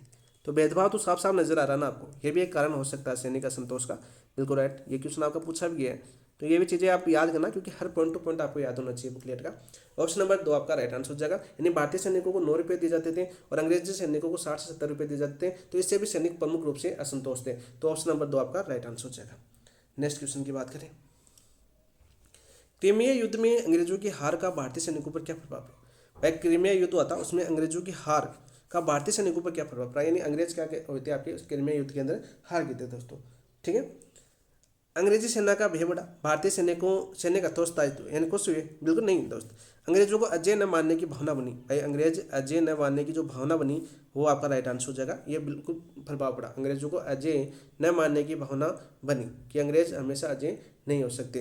तो आपका क्या हो जाएगा? ऑप्शन नंबर 3 आपका राइट आंसर हो जाएगा। सीधा किस्सा आपका क्वेश्चन आपका पूछा जाता है, सीधा क्वेश्चन आपका एग्जाम में पूछा गया दोस्तों। नेक्स्ट क्वेश्चन की बात करें,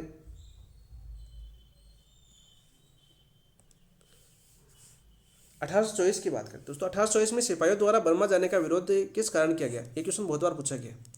1824 में अंग्रेजों ने बर्मा यानी बर्मा जाने का विरोध किस कारण से किया था दोस्त? बताओ भाई। वेतन कम होने के कारण, समुद्री यात्रा को धर्म विरुद्ध मानने के कारण। यानी भारत के जो हिंदू लोग हैं वो समुद्र को पार करना यानी समुद्र को लागना एक हिंदू धर्म के विरुद्ध मानते थे। ठीक है, कि ये अपने धर्म के विरुद्ध है, तो समुद्र के ऊपर से नहीं जाते थे। तो समुद्री यात्रा को धर्म विरुद्ध मानने के कारण उन्होंने बर्मा जाने से मना कर दिया। क्वेश्चन बहुत बार पूछा गया आपके एग्जाम में, बहुत बार आपने देखा भी होगा, प्रीवियस ईयर क्वेश्चन आपने कर लिए होंगे या फर्स्ट ग्रेड की तैयारी कर रहे हो तो इस चीज़ों को आपको सबसे पहले आपको याद होना चाहिए दोस्तों। नेक्स्ट क्वेश्चन की बात करते हैं दोस्तों। नेक्स्ट क्वेश्चन क्या है आपका? देखो, 1833 के चार्टर अधिनियम के संदर्भ में कथनों पर विचार कीजिए। 1833 के चार्टर अधिनियम के संदर्भ में हमें बात करना है और निम्न कथन दिए हुए हमें। बहुत ही अच्छा क्वेश्चन है, सीधा आपके एग्जाम में देखने को मिल सकता है। उच्च पद पर भारतीयों के लिए खोलने की घोषणा की गई। भाई उच्च पद पर भारतीय पद के लिए खोलने की घोषणा की गई, बिल्कुल राइट। 1833 में उल्लेख किया गया कि उच्च पद पर भारतीयों की भी नियुक्ति होगी। ठीक है, क्या किया गया था बताओ भाई? तो घोषणा की गई थी, बिल्कुल राइट है। लेकिन नोट लगा के यहाँ पे याद करना, नोट लगा के यहाँ पे एक चीज़ याद कर लेना दोस्तों कि 1857 की जो चार्टर एक्ट की नीति को अंग्रेजों ने पालन नहीं किया। 1833 की चार्टर अधिनियम नीति का अंग्रेजों ने पालन नहीं किया, अंग्रेजों ने पालन नहीं किया, नहीं किया। और उच्च पद केवल अंग्रेजों के लिए रखे, केवल अंग्रेजों के लिए रखे, अंग्रेजों के लिए रखे दोस्त। तो इस चीज़ का याद करना, इसको गलत मत कर देना कभी कि 1800 उच्च पद भारतीयों के लिए खोलने की घोषणा नहीं की गई थी। घोषणा की गई थी तो ये सही है आपका, लेकिन 1833 के चार्टर नीति का पालन किया ही नहीं अंग्रेजों ने। उच्च पद पर भारतीयों को आने नहीं दिया, केवल उच्च पद अंग्रेजों के लिए रखा, बिल्कुल राइट है। ठीक है, ये साथ साथ नोट भी यानी कारण भी पता होना चाहिए आपको। व्यवहार में उच्च पद केवल अंग्रेजों को दिए गए, बिल्कुल राइट। व्यवहार में केवल जो उच्च पद है वो किसको दिए गए थे? आपके अंग्रेजों को दिए गए थे, बिल्कुल राइट। यानी व्यवहार यानी वास्तविक रूप से। ठीक है, इस तरह से जैसे नोट लगा के मैंने आपको याद करवा दिया। भाई घोषणा तो की लेकिन पद नहीं दिए गए, तो दोनों सही है आपके। तो सही विकल्प की बात करें तो ए और बी दोनों सही है। बहुत ही शब्दों का खेल खेला गया है इस क्वेश्चन के अंदर। तो ऑप्शन नंबर 3 आपका राइट आंसर हो जाएगा। ऐसे क्वेश्चनों को आपको पकड़ना है साथ साथ, यानी आपको बेसिक भी आपको याद होना चाहिए। इन 1833 चार्टर एक्ट के जो नियम में रूल थे वो आपको याद होना चाहिए, तब जाके आप इसको कर सकते थे। तो बहुत शानदार तरीके का क्वेश्चन है, बहुत ही उच्च स्तरीय क्वेश्चन मानता हूँ मैं इसको। ऑप्शन नंबर 3 आपका राइट आंसर हो जाएगा। क्या जाएगा दोस्तों आपका? ऑप्शन नंबर 3 आपका राइट आंसर हो जाएगा। नेक्स्ट क्वेश्चन की बात करते हैं, क्वेश्चन नंबर 19। डाकघर अधिनियम से लास्ट टाइम आपके 2025 में भी क्वेश्चन पूछा है आपका। 1854 के डाकघर अधिनियम से भारतीय सिपाहियों में असंतोष क्यों बढ़ा? भाई इस डाकघर अधिनियम से भारतीय सैनिकों में असंतोष क्यों बढ़ा? पत्र लिखने पर कर लगाया गया? नहीं दोस्त, पत्र लिखने पर कर नहीं लगाया गया। निःशुल्क डाक सुविधा समाप्त कर दी गई थी। जो निःशुल्क पहले डाक सुविधा भारतीयों को भी दी जाती थी, अंग्रेजों को दी जाती थी, लेकिन 1854 के डाकघर अधिनियम के बाद सैनिकों को जो भारतीय सैनिक है उनको जो डाक थी निःशुल्क भेजने की सुविधा थी वो बंद कर दी गई, केवल अंग्रेजों के लिए रखी गई। तो ये बिल्कुल कारण था एक 1857 क्रांति के लिए। सैनिक कारण की बात करें तो एक प्रमुख कारण था। तो निःशुल्क डाक सुविधा समाप्त कर दी गई। ऑप्शन नंबर 2 आपका राइट आंसर हो जाएगा दोस्तों। ऑप्शन नंबर 2 आपका राइट आंसर। नेक्स्ट क्वेश्चन की बात करते हैं दोस्तों।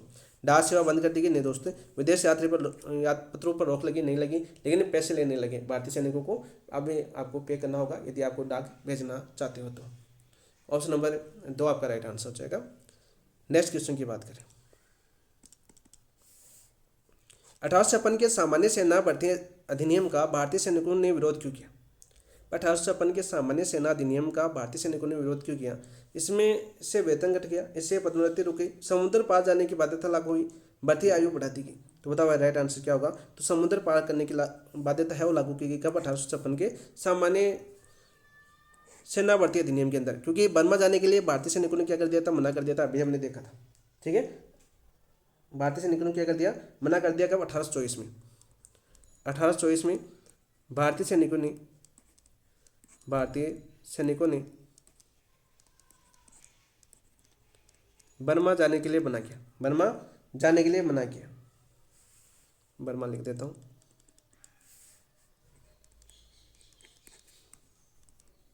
जाने से मना किया। इसी को देखते हुए एक अधिनियम आया, कौन सा? आपका सामान्य सेना अधिनियम। कब? आपका 1824 के बाद 1856 के अंदर, ठीक है। और इसमें क्या कर दिया? समुद्र पार जाने की बाध्यता लागू की गई, ठीक है। बहुत दिन तक, मतलब 1824 से 1856 तक देखो ये कानून बनने में लग गया, क्योंकि उस समय युद्ध में विजयी था अंग्रेज अधिकारी, यानी ब्रिटिश सरकार थी वो। तो ऑप्शन नंबर 3 आपका राइट आंसर हो जाएगा। क्या हो जाएगा आपका? ऑप्शन नंबर 3 आपका राइट आंसर हो जाएगा। सीधा क्वेश्चन आपका पूछा जाएगा दोस्तों आपका। नेक्स्ट क्वेश्चन की बात करते हैं, गेहूं के आटे में हड्डियों का चूरा मिलाने की अफवाह तथा कारतूस विवाद का संयुक्त प्रभाव क्या था? मोस्ट इंपोर्टेंट क्वेश्चन आपका, कि गेहूं के आटे में हड्डियों का चूरा मिलाने की अफवाह तथा कारतूस विवाद का संयुक्त प्रभाव क्या था? सैनिक अनुशासन मजबूत हुआ, धार्मिक और सैन्य असंतोष बढ़ा, सैनिकों को पदोन्नति मिली, अंग्रेजों के प्रति विश्वास बढ़ा। तो राइट आंसर क्या हो जाएगा दोस्तों आपका? धार्मिक और सैन्य असंतोष बढ़ा। तो ऑप्शन नंबर 2 आपका राइट आंसर हो जाएगा। क्या हो जाएगा दोस्तों आपका? ऑप्शन नंबर 2 आपका राइट आंसर हो जाएगा। सीधा क्वेश्चन आपका पूछा जाता है कि गेहूं के आटे में हड्डियों का चूरा मिला खिलाने की अफवाह उड़ी तथा थर्ड लाइट कैवेलरी द्वारा दांतों से कारतूस खींचने से मनाही करने पर सैनिकों की परेड करवा दी थी। एक आपकी इन्होंने एक अधिकारी था आपका, उस अधिकारी का नाम याद कर लेना। एक अधिकारी था, अंग्रेज अधिकारी, कौन था वो था आपका third light cavalry. Third light cavalry की बात करते हैं हम। इससे क्या किया दोस्तों? जो सैनिक दांतों से कारतूस खींचने से मना कर रहा था, जो सैनिक दांतों से कारतूस खींचने का मना कर रहा था, उनकी जो सैनिक दांतों से कारतूस खींचने का मना कर रहे थे, लिख देता हूं ताकि अच्छी लाइन लगे अपनी, कर रहे थे, उन्हें परेड करवाई।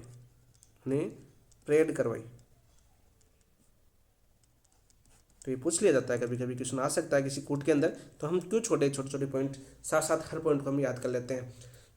कौन थी आपकी? कि गेहूं के आटे में हड्डियों का चूरा मिलने की अफवाह तथा कारतूस विवाद का संयुक्त प्रभाव था कि धार्मिक और सैन्य असंतोष बढ़ा, क्योंकि सैनिकों ने मना कर दिया कि हम दांतों से अब कारतूस नहीं फाड़ेंगे, ठीक है। तो थर्ड लाइट कैवेलरी थे, उन्होंने जो सैनिक मना कर रहे थे कि हम दांतों से कारतूस नहीं फाड़ेंगे, उनको क्या करवाई? परेड करवाई। इसी से भी सैनिकों के अंदर असंतोष की भावना पैदा हुई। बहुत ही, यानी 18 सितंबर क्रांति से पहले का एक प्रमुख सैनिक असंतोष का कारण माना जाता है। ऑप्शन नंबर 2 आपका राइट आंसर हो जाएगा। नेक्स्ट क्वेश्चन की बात करते हैं दोस्त। नेक्स्ट क्वेश्चन क्या? 22 क्वेश्चन कर रहे हैं हम। 18 सितंबर क्रांति का तात्कालिक कारण किसे माना जाता है? ये अब वर्तमान के अंदर पूछ चुके हैं, यानी 18 सितंबर की तात्कालिक कारण के पूछ चुके। सामाजिक कारण देखे हमने, आर्थिक कारण देखे हमने, सैनिक असंतोष के कारण देखे हमने। तो विभिन्न कारण देखने के बाद अब बात करते हैं हम तात्कालिक कारण की। तो क्वेश्चन है अपना, 18 सितंबर की क्रांति का तात्कालिक कारण किसे माना जाता है? गौर निषेध नीति नहीं दोस्त, अभी गौर निषेध नीति को नहीं माना जाता। देखो हमने 1848 में आपके डलहौजी के समय आई थी, 1848 से 1856 के बीच। भारी राजस्व वसूली दोस्तों, ये भी आपका आर्थिक कारण है। आपका क्या? आपका आर्थिक कारण माना जाता है। अंग्रेजी शिक्षा का प्रसार, आपका चार्टर एक्ट वगैरह आए थे, तो ये भी नहीं। आपका चर्बी वाले कारतूसों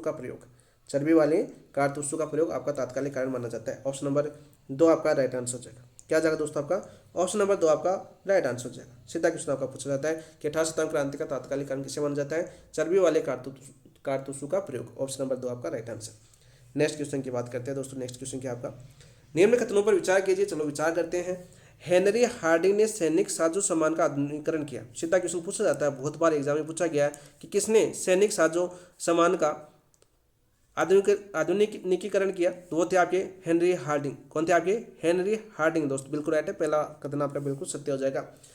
इन्होंने क्या किया, ब्राउन बेस जो राइफल थी उसके स्थान पर एनफील्ड राइफल का प्रयोग हुआ। कौन सी राइफल का प्रयोग हुआ दोस्तों? आपकी एनफील्ड राइफल का प्रयोग हुआ। ये भी क्वेश्चन आपका बहुत बार पूछा गया, सीधा क्वेश्चन, तो बिल्कुल राइट है, ये भी बिल्कुल होते हैं। एनफील्ड राइफल में चिकने यानी चर्बी कारतूस का प्रयोग होते थे। एनफील्ड राइफल में किसका प्रयोग होता था? आपका चर्बी वाले कारतूस का प्रयोग होता था, बिल्कुल राइट, ये भी सत्य है। ये क्वेश्चन भी आपके तीनों क्वेश्चन में से सिंगल सिंगल पूछे भी जा चुके हैं। आप देखो खतरनाक वाला क्वेश्चन भी आपको देखने को मिल चुका है। तो निम्न कथनों पर बात करें तो हेनरी हार्डिंग ने सैनिक साजो सामान का आधुनिकीकरण किया, बिल्कुल राइट बात है। ब्राउन बेस के स्थान पर एनफील्ड राइफल का प्रयोग किया था यानी नए आधुनिकीकरण के अंदर, तो बिल्कुल राइट। और जो एनफील्ड राइफल थे दोस्तों वो किससे बनते थे? आपके चिकने कारतूस का प्रयोग किया था। यहाँ पर ये भी क्वेश्चन पूछा जा सकता है, खतरनाक कारण वाला क्वेश्चन भी बन सकता है यहाँ से। तो यहाँ पर राइट आंसर हो जाएगा, मैं सही विकल्प चुना था, तो ABC आपका राइट आंसर हो जाएगा। ऑप्शन नंबर 4 आपका बिल्कुल सत्य बात है दोस्त। सीधे सीधे क्वेश्चन आपके सभी लाइनों देखने को मिल चुकी है आपके एग्जाम के अंदर। नेक्स्ट क्वेश्चन की बात करते हैं। हेनरी हार्डिंग द्वारा सैनिक साजो सामान का आधुनिकीकरण किस हथियार से शुरू किया गया? यानी इंपॉर्टेंट क्वेश्चन है। अभी देखो जिसने पिछला वाला क्वेश्चन किया था ना, तो इस क्वेश्चन में आपको गलती हो ही नहीं सकती। मस्केट, मैचलॉक, एनफील्ड राइफल, तोपखाना, तो क्या हो जाएगा आपका राइट आंसर दोस्त आपका? तो राइट आंसर हो जाएगा आपका केवल सी, एनफील्ड राइफल का प्रयोग किया गया था। तो केवल सी, ऑप्शन नंबर 3 आपका राइट आंसर हो जाएगा दोस्तों। तो मस्केट की बात करें, यहाँ पर इसका ये क्वेश्चन पूछा जा चुका है आपके एग्जाम के अंदर। मस्केट क्या होती थी? पैदल सिपाहियों द्वारा उपयोग की जाने वाली बंदूक। पैदल सिपाहियों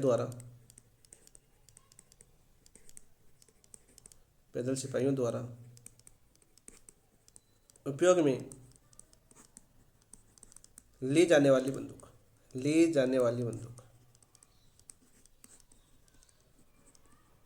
सीधा क्वेश्चन का पूछा जाता है दोस्त। मचलॉक की बात करें दोस्तों, अपनी मचलॉक की बात करें तो शुरुआती बंदूक जिसमें माचिस से चिंगारी दी जाती थी। शुरुआती बंदूक जिसमें माचिस तो आप सभी जानते हो ना, माचिस तो क्यों नहीं जानोगे आप, ठीक है। तो माचिस से चिंगारी दी जाती थी, माचिस से चिंगारी दी जाती थी।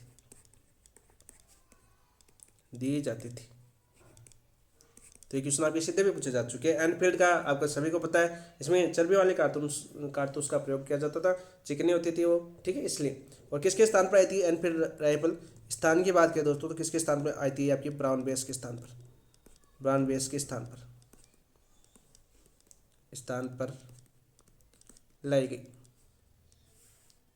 ब्राउन बेस के स्थान पर लाई गई दोस्त। सीधा क्वेश्चन आपका पूछ लिया जाता है। तो ऑप्शन नंबर 3 आपका राइट आंसर होगा। सभी चीज़ें आपकी पूछी जा चुकी है एग्जाम के अंदर, सीधा क्वेश्चन आपका आता है दोस्तों। मस्केट की बात करें तो तोड़दार बंदूक की बोला जाता है, इसको क्या बोला जाता है दोस्तों? आपके तोड़दार बंदूक भी बोला जाता है।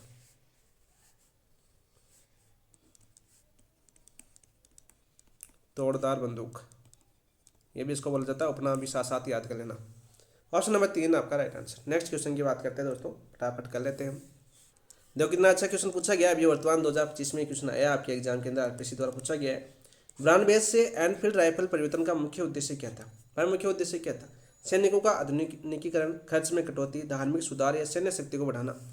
केवल ए है, केवल बी, केवल सी या ए और बी दोनों? ए और डी आपका राइट। बताओ भाई राइट आंसर क्या होगा? देखो सैनिकों का आधुनिकीकरण आपका हार्डिंग हमने पढ़ा अभी आपका, ठीक है, हेनरी हार्डिंग ने हमने सैनिक साजो सामान का आधुनिकीकरण किया, ठीक है। तो ये भी बिल्कुल कारण था, और ये सैन्य शक्ति को बढ़ाना भी एक प्रमुख कारण था। तो ए और डी आपका राइट आंसर हो जाएगा। ऑप्शन नंबर 4 आपका राइट आंसर हो जाएगा। इसको वही कर सकता है जो क्वेश्चन आपका बेस से पढ़ा, उन्होंने अच्छे से इस क्वेश्चन को कवर किया, शुरुआती एंड तात्कालिक कारणों को, तो वह किसी ने इसको कर सकता है। तो ऑप्शन नंबर 4 आपका राइट आंसर हो जाएगा। बिल्कुल बहुत ही अच्छा क्वेश्चन आपको यहाँ पर पूछा गया है दोस्तों।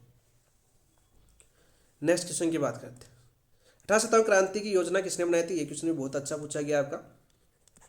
भाई 18 क्रांति की योजना किसने बनाई थी? आप देखो पहले सीधे पूछे जाते थे कि नाना साहब के सलाहकार अजीमुल्ला खां, सतारा के रानोजी बापू थे, इनके द्वारा बनाई गई थी। आजकल देखो कूट वाले क्वेश्चन आने लगे दोस्तों। आपके नाना साहब के सलाहकार थे कानपुर ग्वालियर के, नाना साहब ग्वालियर के थे ना। सलाहकार कौन थे आपके? अजीमुल्ला खां। कौन थे आपके दोस्तों? अजीमुल्ला खां, तो बिल्कुल राइट। और 17 के कौन थे दोस्तों आपके राणोजी बापू। ये दोनों ने क्या बनाई थी आपके 1857 क्रांति की योजना बनाई थी। मंगल पांडे आपके बात करें आपके राजस्थान के शहीद होने वाले, सॉरी 18 शताब्दी क्रांति में सर्वप्रथम शहीद होने वाले सैनिक कौन थे आपके क्रांति से पूर्व सर्वप्रथम शहीद होने वाले सैनिक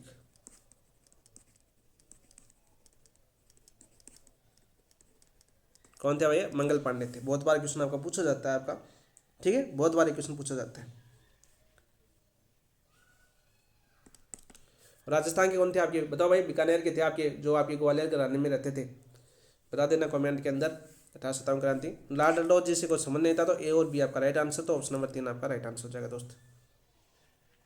अब देखो बात करते हैं दोस्तों 1857 क्रांति की। इन दोनों ने योजना कब बनाई भाई, अजीमुल्ला व राणोजी बापू, इन्होंने क्या बनाई दोस्तों आपकी योजना बनाई। और ये योजना कहाँ पर बनाई दोस्तों, योजना कहाँ पर बनाई थी, ब्रिटेन में बनाई। सीधा क्वेश्चन पूछा जाता है। योजना की तारीख क्या रखी गई थी दोस्तों आपकी, योजना की तारीख की बात करें, बहुत बार आपके एग्जाम पूछा गया था। 31 मई क्या तारीख क्या रखी गई थी आपकी, 31 मई रखी गई थी, 31 मई 1857। लेकिन क्रांति पहले हो गई थी, मंगल पांडे जी वाले आप सबने देखा होगा। कब रखी गई थी आपकी, 31 मई 1857 को तारीख रखी गई थी। वही बात करें प्रचार हेतु, इस योजना की क्रांति यानी योजना के प्रचार हेतु किसका प्रयोग किया गया था आपके, प्रचार हेतु बात करें हम तो दोस्तों आपके कमल के फूल व रोटी, कमल के फूल व रोटी का प्रयोग किया गया था। ये सीधे फेट क्वेश्चन आपके पूछे जा चुके हैं एग्जामों के अंदर, तो ये चीज़ें भी आपको याद होनी चाहिए साथ साथ, ठीक है दोस्तों। जो आपकी बात करें चौकीदारों द्वारा चपातियाँ एक गांव से दूसरे गांव पहुंचाई गई। जो रोटी थी चपाती बोलते रोटी, एक गांव से दूसरे गांव पहुंचाई गई थी, किसके द्वारा, चौकीदारों द्वारा, जो गांव की रक्षा पर लगे होते थे उनके द्वारा। लेकिन बात करें क्रांति कब हो गई थी दोस्तों आपकी, पहले हो गई थी 8 अप्रैल को, ठीक है, नहीं 9 मई को 1857 को हो गई थी मेरठ से, 9 मई को 1857, क्योंकि 8 अप्रैल को तो मंगल पांडे को फांसी दी गई थी, 8 अप्रैल को मंगल पांडे को फांसी दी गई थी। इनको फांसी कब दी गई थी दोस्तों, फांसी दी गई थी आपकी 8 अप्रैल को 1857 को। साथ साथ याद कर लेते हैं ताकि कन्फ्यूज ना हो हम आगे जाके, कभी कभी क्या होता है डेटों में कन्फ्यूज हो जाते हैं। इंपॉर्टेंट है ये डेट, बहुत बार पूछी गई है कि मंगल पांडे को फांसी कब गई थी, 8 अप्रैल 1857 को दी गई थी, सीधा क्वेश्चन आपको पूछा जाता है। और विद्रोह हुआ था कब हुआ था दोस्तों आपका, सबसे पहले 10 मई को या 21 मई को, बताओ भाई, 10 मई को क्रांति 10 मई को शुरू हो चुकी थी। ऑप्शन नंबर 3 आपका राइट आंसर हो जाएगा। नेक्स्ट क्वेश्चन की बात करेंगे हम, उसमें पढ़ेंगे इसको। ये देखिए वाका बहुत ही अच्छा क्वेश्चन है आपका। 29 मार्च 1857 को बैरकपुर में मंगल पांडे ने किस कारण से ब्रिटिश अधिकारी की हत्या की। आप देखो क्वेश्चन पूछ लिया हमारे मंगल पांडे जी का, इंपॉर्टेंट क्वेश्चन है। आमिर खान वाली मूवी देखी होगी आपने मंगल पांडे वाली। 29 मार्च 1857 को बैरकपुर में मंगल पांडे ने किस कारण से ब्रिटिश अधिकारी की हत्या की थी। चर्बी वाले कारतूसों को दांतों से काटने से इनकार करना, बिल्कुल भाई दांतों से काटने से इनकार कर दिया था, बिल्कुल सत्य बात है। सैनिक वेतन में भेदभाव नहीं दोस्त, गौर निषेध नीति नहीं। एनफील्ड राइफल का प्रयोग, एनफील्ड राइफल का प्रयोग तो वो कर रहे थे भाई, एनफील्ड राइफल है इसका प्रयोग तो वो कर रहे थे, लेकिन उनको पता नहीं था उस समय। फिर पता चला कि एनफील्ड राइफल में किसका प्रयोग होता है दोस्तों आपके, इसमें क्या होता है दोस्तों आपका, चर्बी वाले कारतूस का प्रयोग, कारतूस का प्रयोग। तो यहाँ पर देखो इसमें आरपीसी अभी आपका 2025 में पूछा गया था क्वेश्चन, तो इसके अंदर आरपीसी ने क्वेश्चन आपका सही माना एक ही, केवल एक। हो सकता है इस पर ऑब्जेक्शन लगाया जाए। चर्बी वाले कारतूस को दांतों से काटने से इनकार करना था, क्योंकि ब्रिटिश अधिकारी की हत्या की थी। किस कारण से की थी, क्योंकि उन्होंने मना किया था चर्बी वाले कारतूस को दांतों से काटने से इनकार करना। ऑप्शन नंबर 1 शायद कारण की वजह से ने ऐसा साबित तो था कि एनफील्ड राइफल में तो चर्बी वाले कारतूस का प्रयोग होता था, एनफील्ड बंदूक के कारण उन्होंने नहीं किया हत्या, मना किया, इनकार किया, तब उन्होंने हत्या की। इस कारण आपका प्रमुख ऑप्शन नंबर 1 आपका राइट आंसर हो जाएगा। क्या हो जाएगा, ऑप्शन नंबर 1 आपका राइट आंसर हो जाएगा। इसीलिए मैंने इस क्वेश्चन को लिया पहले। नेक्स्ट क्वेश्चन की बात करते हैं दोस्तों। मेरठ विद्रोह के समय सैनिकों ने किस प्रकार प्रतिक्रिया दी? मेरठ विद्रोह के समय, चलो मेरठ विद्रोह आपका शुरू हो चुका है। अधिकारी आदेश का पालन किया? नहीं दोस्तों, अधिकारी के आदेश का पालन तो बिल्कुल नहीं किया। विद्रोह किया और अपने साथियों को रिहा किया गया? बिल्कुल राइट, विद्रोह किया इन्होंने और अपने साथियों क्या किया? रिहा करवाया। तो ऑप्शन नंबर 2 आपका राइट आंसर हो जाएगा। ऑप्शन नंबर 2 आपका राइट आंसर हो जाएगा दोस्तों। ठीक है, और इन्होंने 10 मई को विद्रोह किया था। इन्होंने विद्रोह कब किया था दोस्तों आपके? इन्होंने विद्रोह किया था आपके 10 मई को। कब किया था दोस्तों आपके? 10 मई को किया था। सीधा क्वेश्चन आपका पूछा जाता है। और दिल्ली पर इन्हीं मेरठ विद्रोह की सैनिकों ने की बात करी, इन्होंने दिल्ली पर अधिकार कब किया? इन्होंने दिल्ली पर अधिकार किया आपके 21 मई को। कब किया आपके? 21 मई को अधिकार किया। यह क्वेश्चन भी आपका पूछ लिया गया। और बहादुर शाह द्वितीय को भारत का सम्राट घोषित कर दिया था इन्होंने। 21 मई को अधिकार, और बहादुर शाह द्वितीय को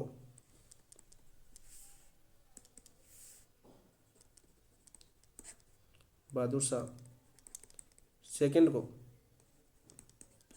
भारत का सम्राट घोषित किया।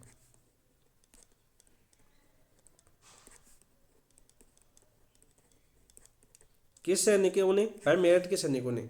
ठीक है, सीधा क्वेश्चन आपका पूछा जाता है।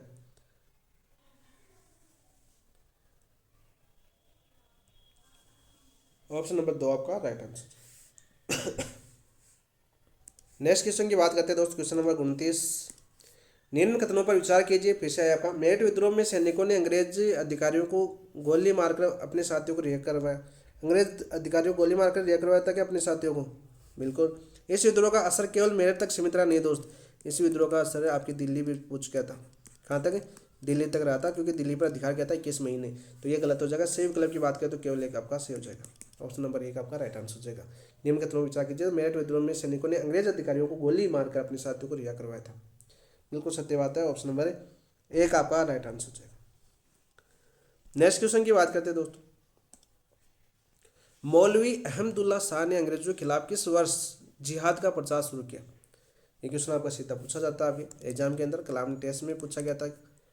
मौलवी अहमदुल्ला शाह ने अंग्रेजों के खिलाफ किस वर्ष जिहाद का प्रचार शुरू किया? 1856, 1857, 1855, 1858।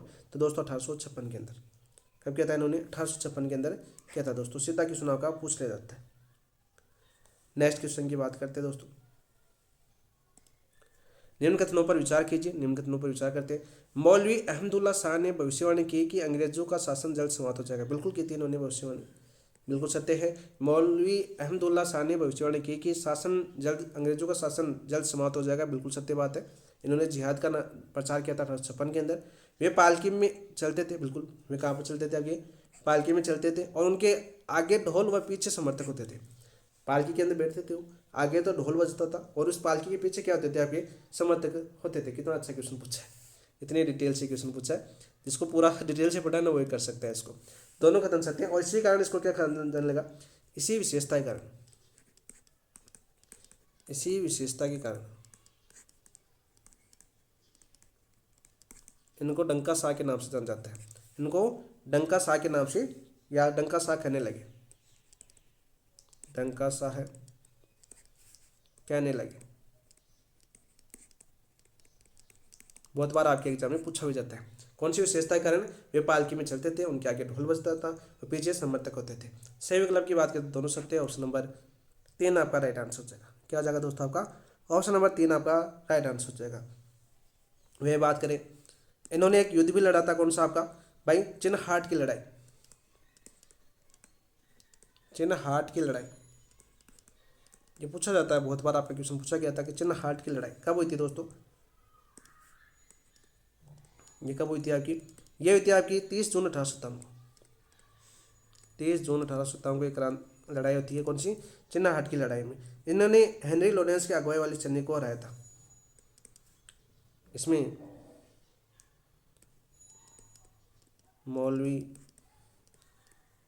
अहमदुल्ला शाह ने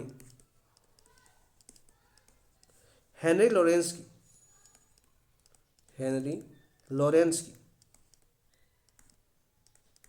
नेतृत्व वाली सेना को हराया। तो तो सीधा पूछा जा सकता है कौन किस अंग्रेज अधिकारी नेतृत्व वाली सेना को हराया था इन्होंने? हेनरी लॉरेंस की सेना को। किसके सेना को हराया था? आपके हेनरी लॉरेंस की सेना को हराया था। दोस्तों सीधा सीधा आपका क्वेश्चन पूछा भी जा चुका है एग्जाम के अंदर। और चिन्ह हाट की लड़ाई होती है आपकी 30 जून 1857 को। और बात करते हैं आपके मौलवी अहमदुल्ला शाह की बात करें दोस्तों, तो मौलवी अहमदुल्ला शाह को किस सैनिकों ने अपना नेता घोषित किया था? दोस्तों आपके 22वीं नेटिव इन्फेंट्री की बात करते हैं, आपके 22वीं नेटिव इन्फेंट्री के विद्रोही सैनिकों ने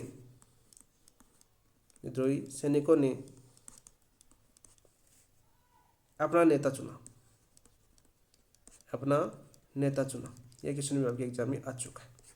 सीधा क्वेश्चन पूछ लिया जाए कि कौन सी विद्रोही सैनिकों ने मौलवी अहमदुल्ला शाह को अपना नेता चुना था? तो वो थी आपकी 22वीं नेटिव इन्फेंट्री। कौन सी थी? आपकी 22वीं नेटिव इन्फेंट्री थी। सीधा सीधा याद करो दोस्तों। वे पालकी में चलते थे, उनके आगे ढोल व वो पीछे समर्थक होते थे। इसी विशेषता कारण इनको क्या कहा जाता है? आपका डंका शाह कहा जाता है। क्या कहा जाता है दोस्तों? आपका डंका शाह कहा जाता है। ये क्वेश्चन पूछा जा चुका है। इनके नेतृत्व में आपकी चिन्हहाट की लड़ाई लड़ी गई थी। इंपॉर्टेंट क्वेश्चन है, बार बार आपका पूछा जाता है। 30 जून 1857 को हुई थी।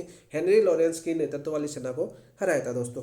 तो ऑप्शन नंबर आपका ए और बी दोनों सही हो जाएगा। बहुत ही अच्छा क्वेश्चन था आपका, पूछा जा सकता है। नेक्स्ट क्वेश्चन की बात करते हैं दोस्तों।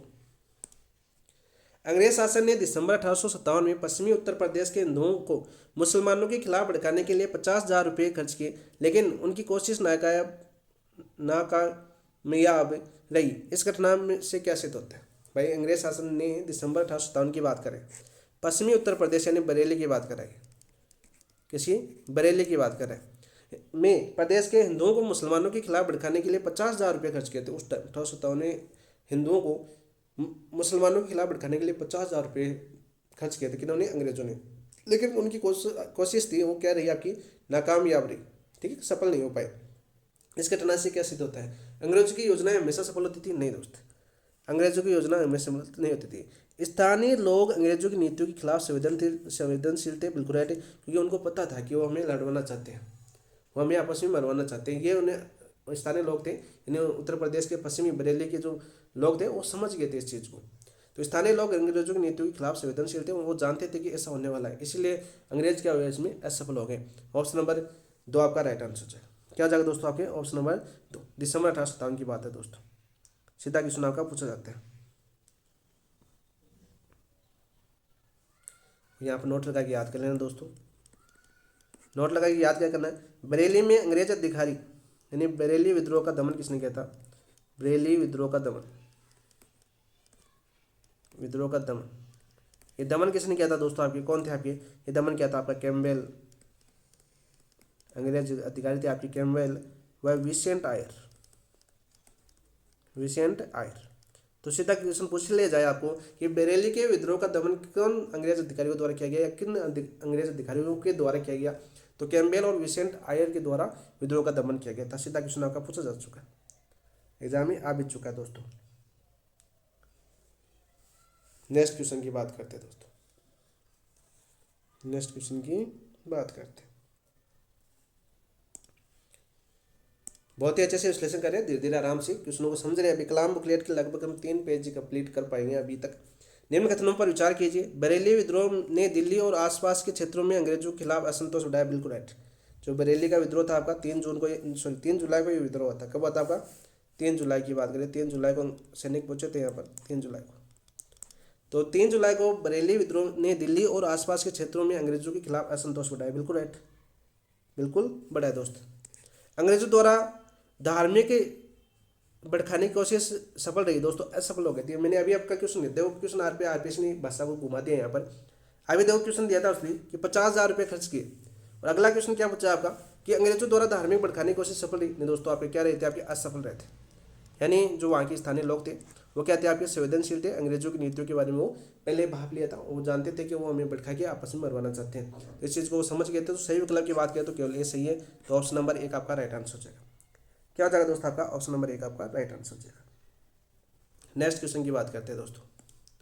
निम्न कथनों पर विचार कीजिए। निम्न कथनों पर हम विचार करते हैं। असम में दीवान मणि राम और कंदप्रेश्वर सिंह ने विद्रोह का नेतृत्व किया। असम की बात कर रहे हैं, तो बिल्कुल सही बात है दोस्तों, बिल्कुल सत्य बात है।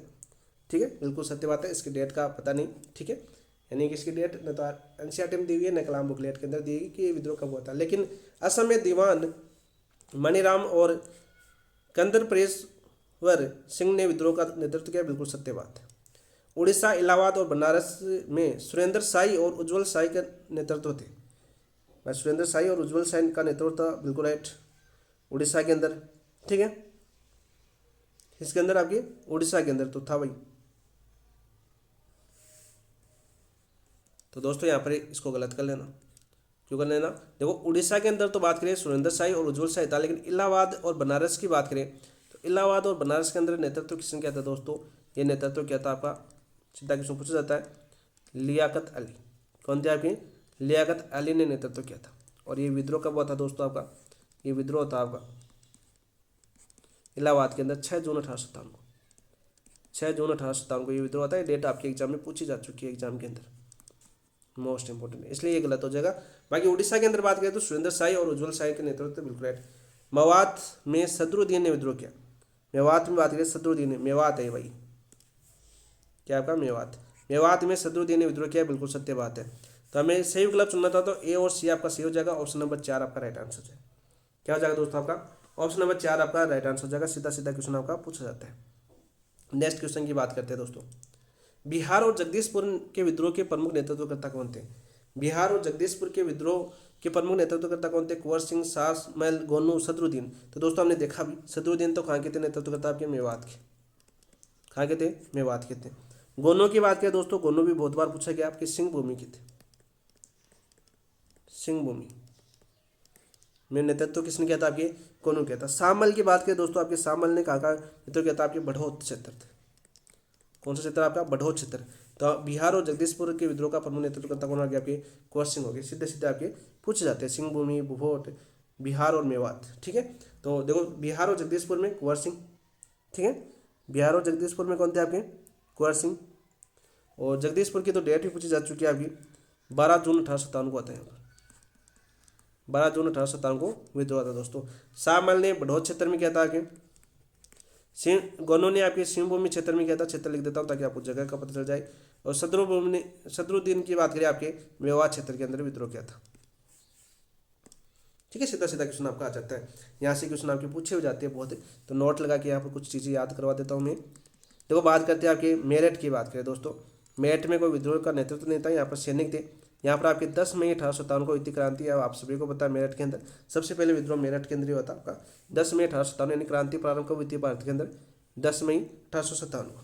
ठीक है, सीधा क्वेश्चन आपका पूछ लिया जाता है। इसके बाद में ये दिल्ली चले गए थे आपके।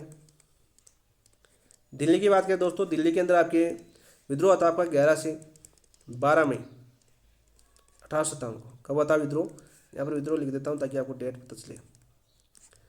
विद्रोह के दिन या विद्रोह का दिन बात करते हैं, विद्रोह का दिन। तो मेरठ में 10 मई 1857 को, और दिल्ली के अंदर आपके 11-12 मई 1857 को। और दिल्ली के अंदर नेतृत्व किसने किया था दोस्तों, दिल्ली के अंदर नेतृत्व किया था आपके बहादुर शाह द्वितीय, बहादुर शाह द्वितीय। और यहाँ पे एक क्वेश्चन पूछा जाता है, जब बहादुर शाह द्वितीय गिरफ्तार हो गए, तब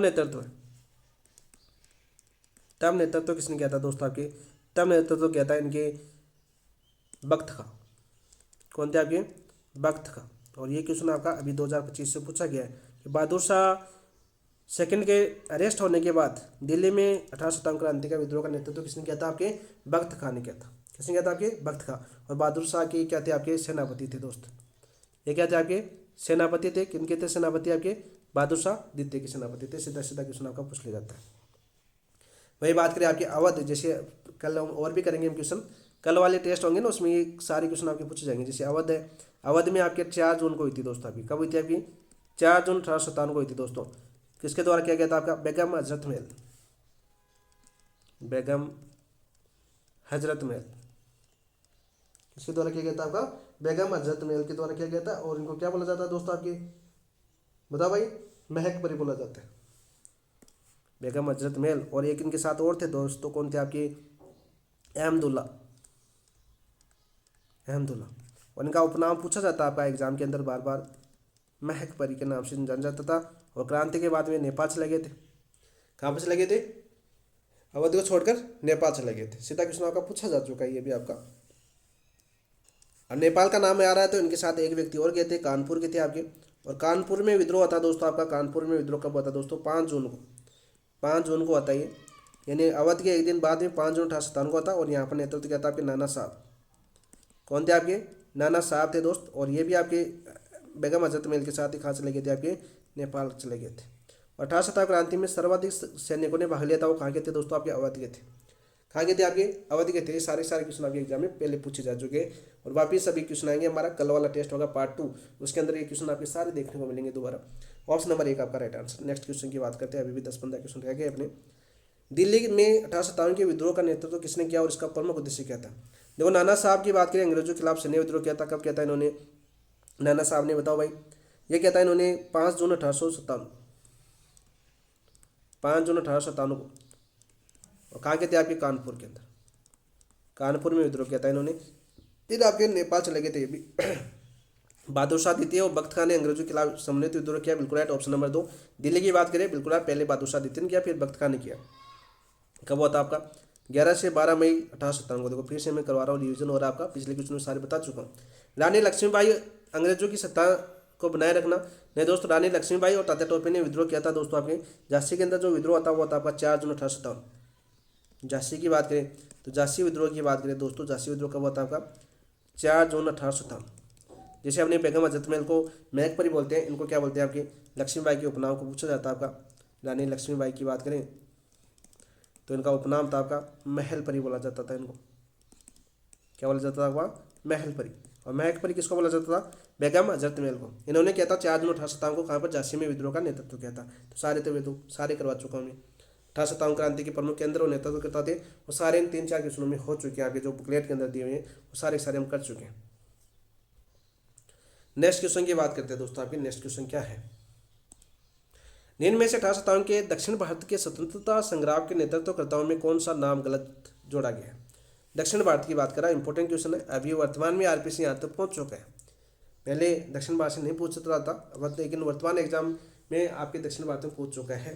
तो निम्न में से 1857 के दक्षिण भारत के स्वतंत्रता संग्राम के नेतृत्वकर्ताओं में कौन सा नाम गलत जोड़ा गया? रंग बापूजी गुप्ते सतारा के थे क्या दोस्तों? रंग बापूजी गुप्ते सतारा के थे, बिल्कुल राइट है।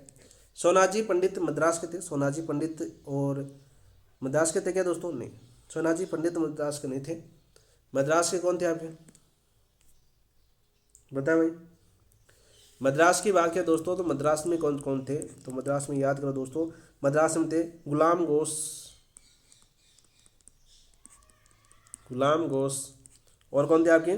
सुल्तान बख्श, सुल्तान बख्श। ठीक है दोस्त, सीधा क्वेश्चन आपका पूछ लिया जाता है, सीधा क्वेश्चन आपका पूछ जाता है। तो आपके सोनाजी पंडित कहाँ के थे फिर दोस्तों? आपके सोनाजी पंडित की बात करें तो सोनाजी पंडित थे आपके हैदराबाद। इन्होंने कहाँ पर नेतृत्व किया था? आपके हैदराबाद में नेतृत्व किया था। इनके साथ 2 व्यक्ति और थे। कौन थे आपके? रंगाराव पांडे और मौलवी सैयद अलाउद्दीन। रंगाराव पांडे,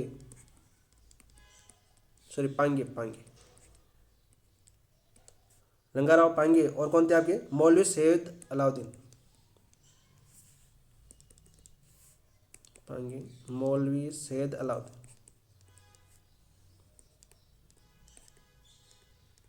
अलाउद्दीन, एक एक का नाम याद आ गया, ठीक है, अलाउद्दीन का नाम लेते ही। तो आपके ऑप्शन नंबर 2, अनाजी फडणवीस कोल्हापुर। अनाजी फडणवीस है कोल्हापुर। दीपूजी राणा गोवा। तो हमें क्या पूछा था? कौन सा गलत जोड़ा गया? कौन सा नाम गलत जोड़ा गया? तो केवल बी। तो ऑप्शन नंबर 2 आपका राइट आंसर हो जाएगा। क्या हो जाएगा दोस्तों आपका? ऑप्शन नंबर 2 आपका राइट आंसर हो जाएगा। सीधा क्वेश्चन आपका पूछ लिया जाता है। केरल के कौन थे आपके? विजय कुदारत थे आपके, केरल के थे, ठीक है। और गोलकुंडा की कौन थे आपके? चिंता भूपति। तो ये आप लिख लेते हैं। दक्षिण भारत के 2 नाम और बच्चे आपके, वो भी लिख लेते हैं। केरल के कौन थे आपके दोस्तों? मुल्ला अली, मुल्ला अली। और नेतृत्वकर्ता की बात करें, दूसरा कौन था आपका? विजय कुदारत,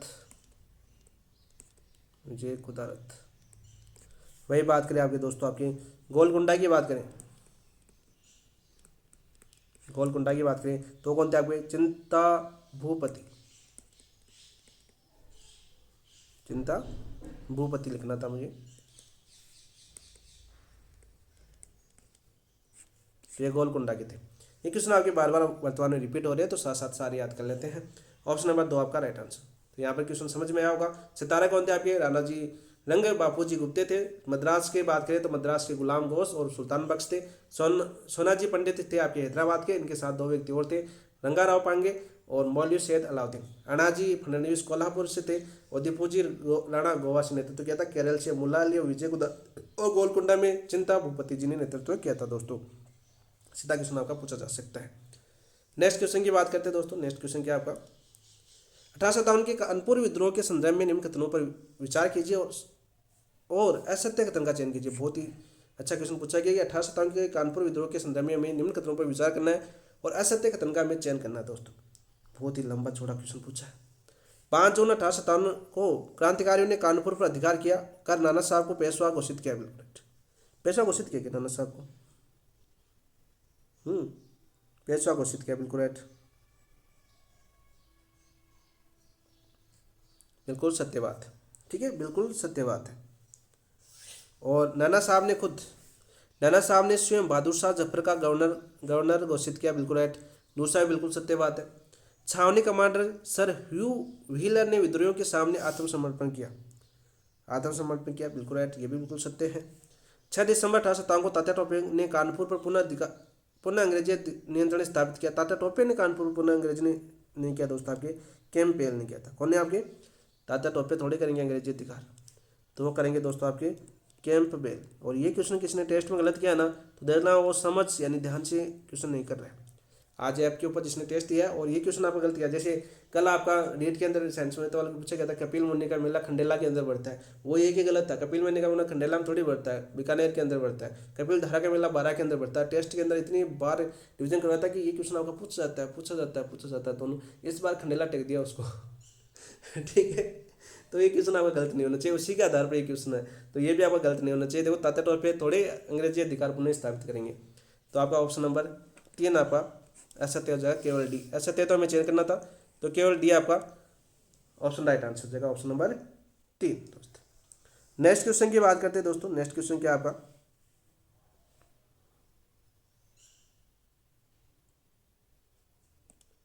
1857-58 के दौरान झांसी की रानी लक्ष्मीबाई एवं तात्या टोपे से संबंधित निम्न घटनाओं को सही कालानुक्रम में व्यवस्थित कीजिए। बहुत इंपॉर्टेंट क्वेश्चन है और आजकल ऐसे क्वेश्चन पूछे जा रहे हैं। कालानुक्रम की बात करें तो आपको डेट याद होनी चाहिए। पहला ऑप्शन दे रखा है आपका, झांसी में विद्रोह का नेतृत्व रानी लक्ष्मीबाई ने किया, बिल्कुल किया था। लेकिन रानी लक्ष्मीबाई ने विद्रोह कब किया था दोस्तों? आपके 4 जून 1857 को। कब किया था आपका? 4 जून 1857 को किया था, तो बिल्कुल सत्य बात है। ठीक है। अंग्रेजी सेना ने झांसी पर पुनः अधिकार कर स्थापित किया दोस्तों। अंग्रेजी सेना ने फिर झांसी पर पुनः अधिकार किया, कब किया था आपका? अप्रैल 1858। अप्रैल 1858 में अंग्रेजों ने पुनः अधिकार कर लिया था। और कौन थे आपके नेतृत्व करता? यानी सर ह्यूरोज ने, सर ह्यूरोज की सेना के नेतृत्व में अधिकार दोस्त। ये क्वेश्चन आपका पूछा जा चुका है एग्जाम के अंदर। रानी लक्ष्मीबाई और तात्या टोपे कालपी में मिले और ग्वालियर अभियान का आरंभ किया। ठीक है, कालपी में मिले थे और ग्वालियर अभियान का आरंभ किया, बिल्कुल। ग्वालियर के निकट युद्ध में रानी लक्ष्मीबाई वीर गति को प्राप्त हुई। रानी लक्ष्मीबाई वीर गति को प्राप्त हुई दोस्तों आपकी कब? 17 जून 1858। ठीक है, अप्रैल में अधिकार हो गया, तो कालपी में मिले थे आपके कब? 58 में। ठीक है, अप्रैल के बाद मिले थे दोस्तों। ये भी आपका बिल्कुल सही है। तो राइट आंसर क्या हो जाएगा दोस्तों? ऑप्शन काटो आप। सबसे लास्ट में 17 जून 1858 यानी डी, तो सभी में डी दे रखा है, तो चौथा ऑप्शन तो आपको कैंसिल हो जाएगा। ठीक है, और 4 जून 1857 सबसे पहले ए, तो दोस्तों इसके अंदर देखो आपका बी दे रखा है, तो ये कैंसिल हो जाएगा। 2 ऑप्शन कट के ना, 2 ऑप्शन कट के अंदर पहले ए आएगा और लास्ट में डी आएगा। ऑप्शन काटना है आप कोर्ट वाली में हमेशा। आप देखो आपको याद होना चाहिए, अंग्रेजी सेना ने झांसी पर पुनः अधिकार किया, तभी तो तात्या टोपे और दोनों कालपी में मिले थे। कब मिले थे? जब अंग्रेजों ने झांसी पर अधिकार कर लिया था, कब? अप्रैल 1858 में।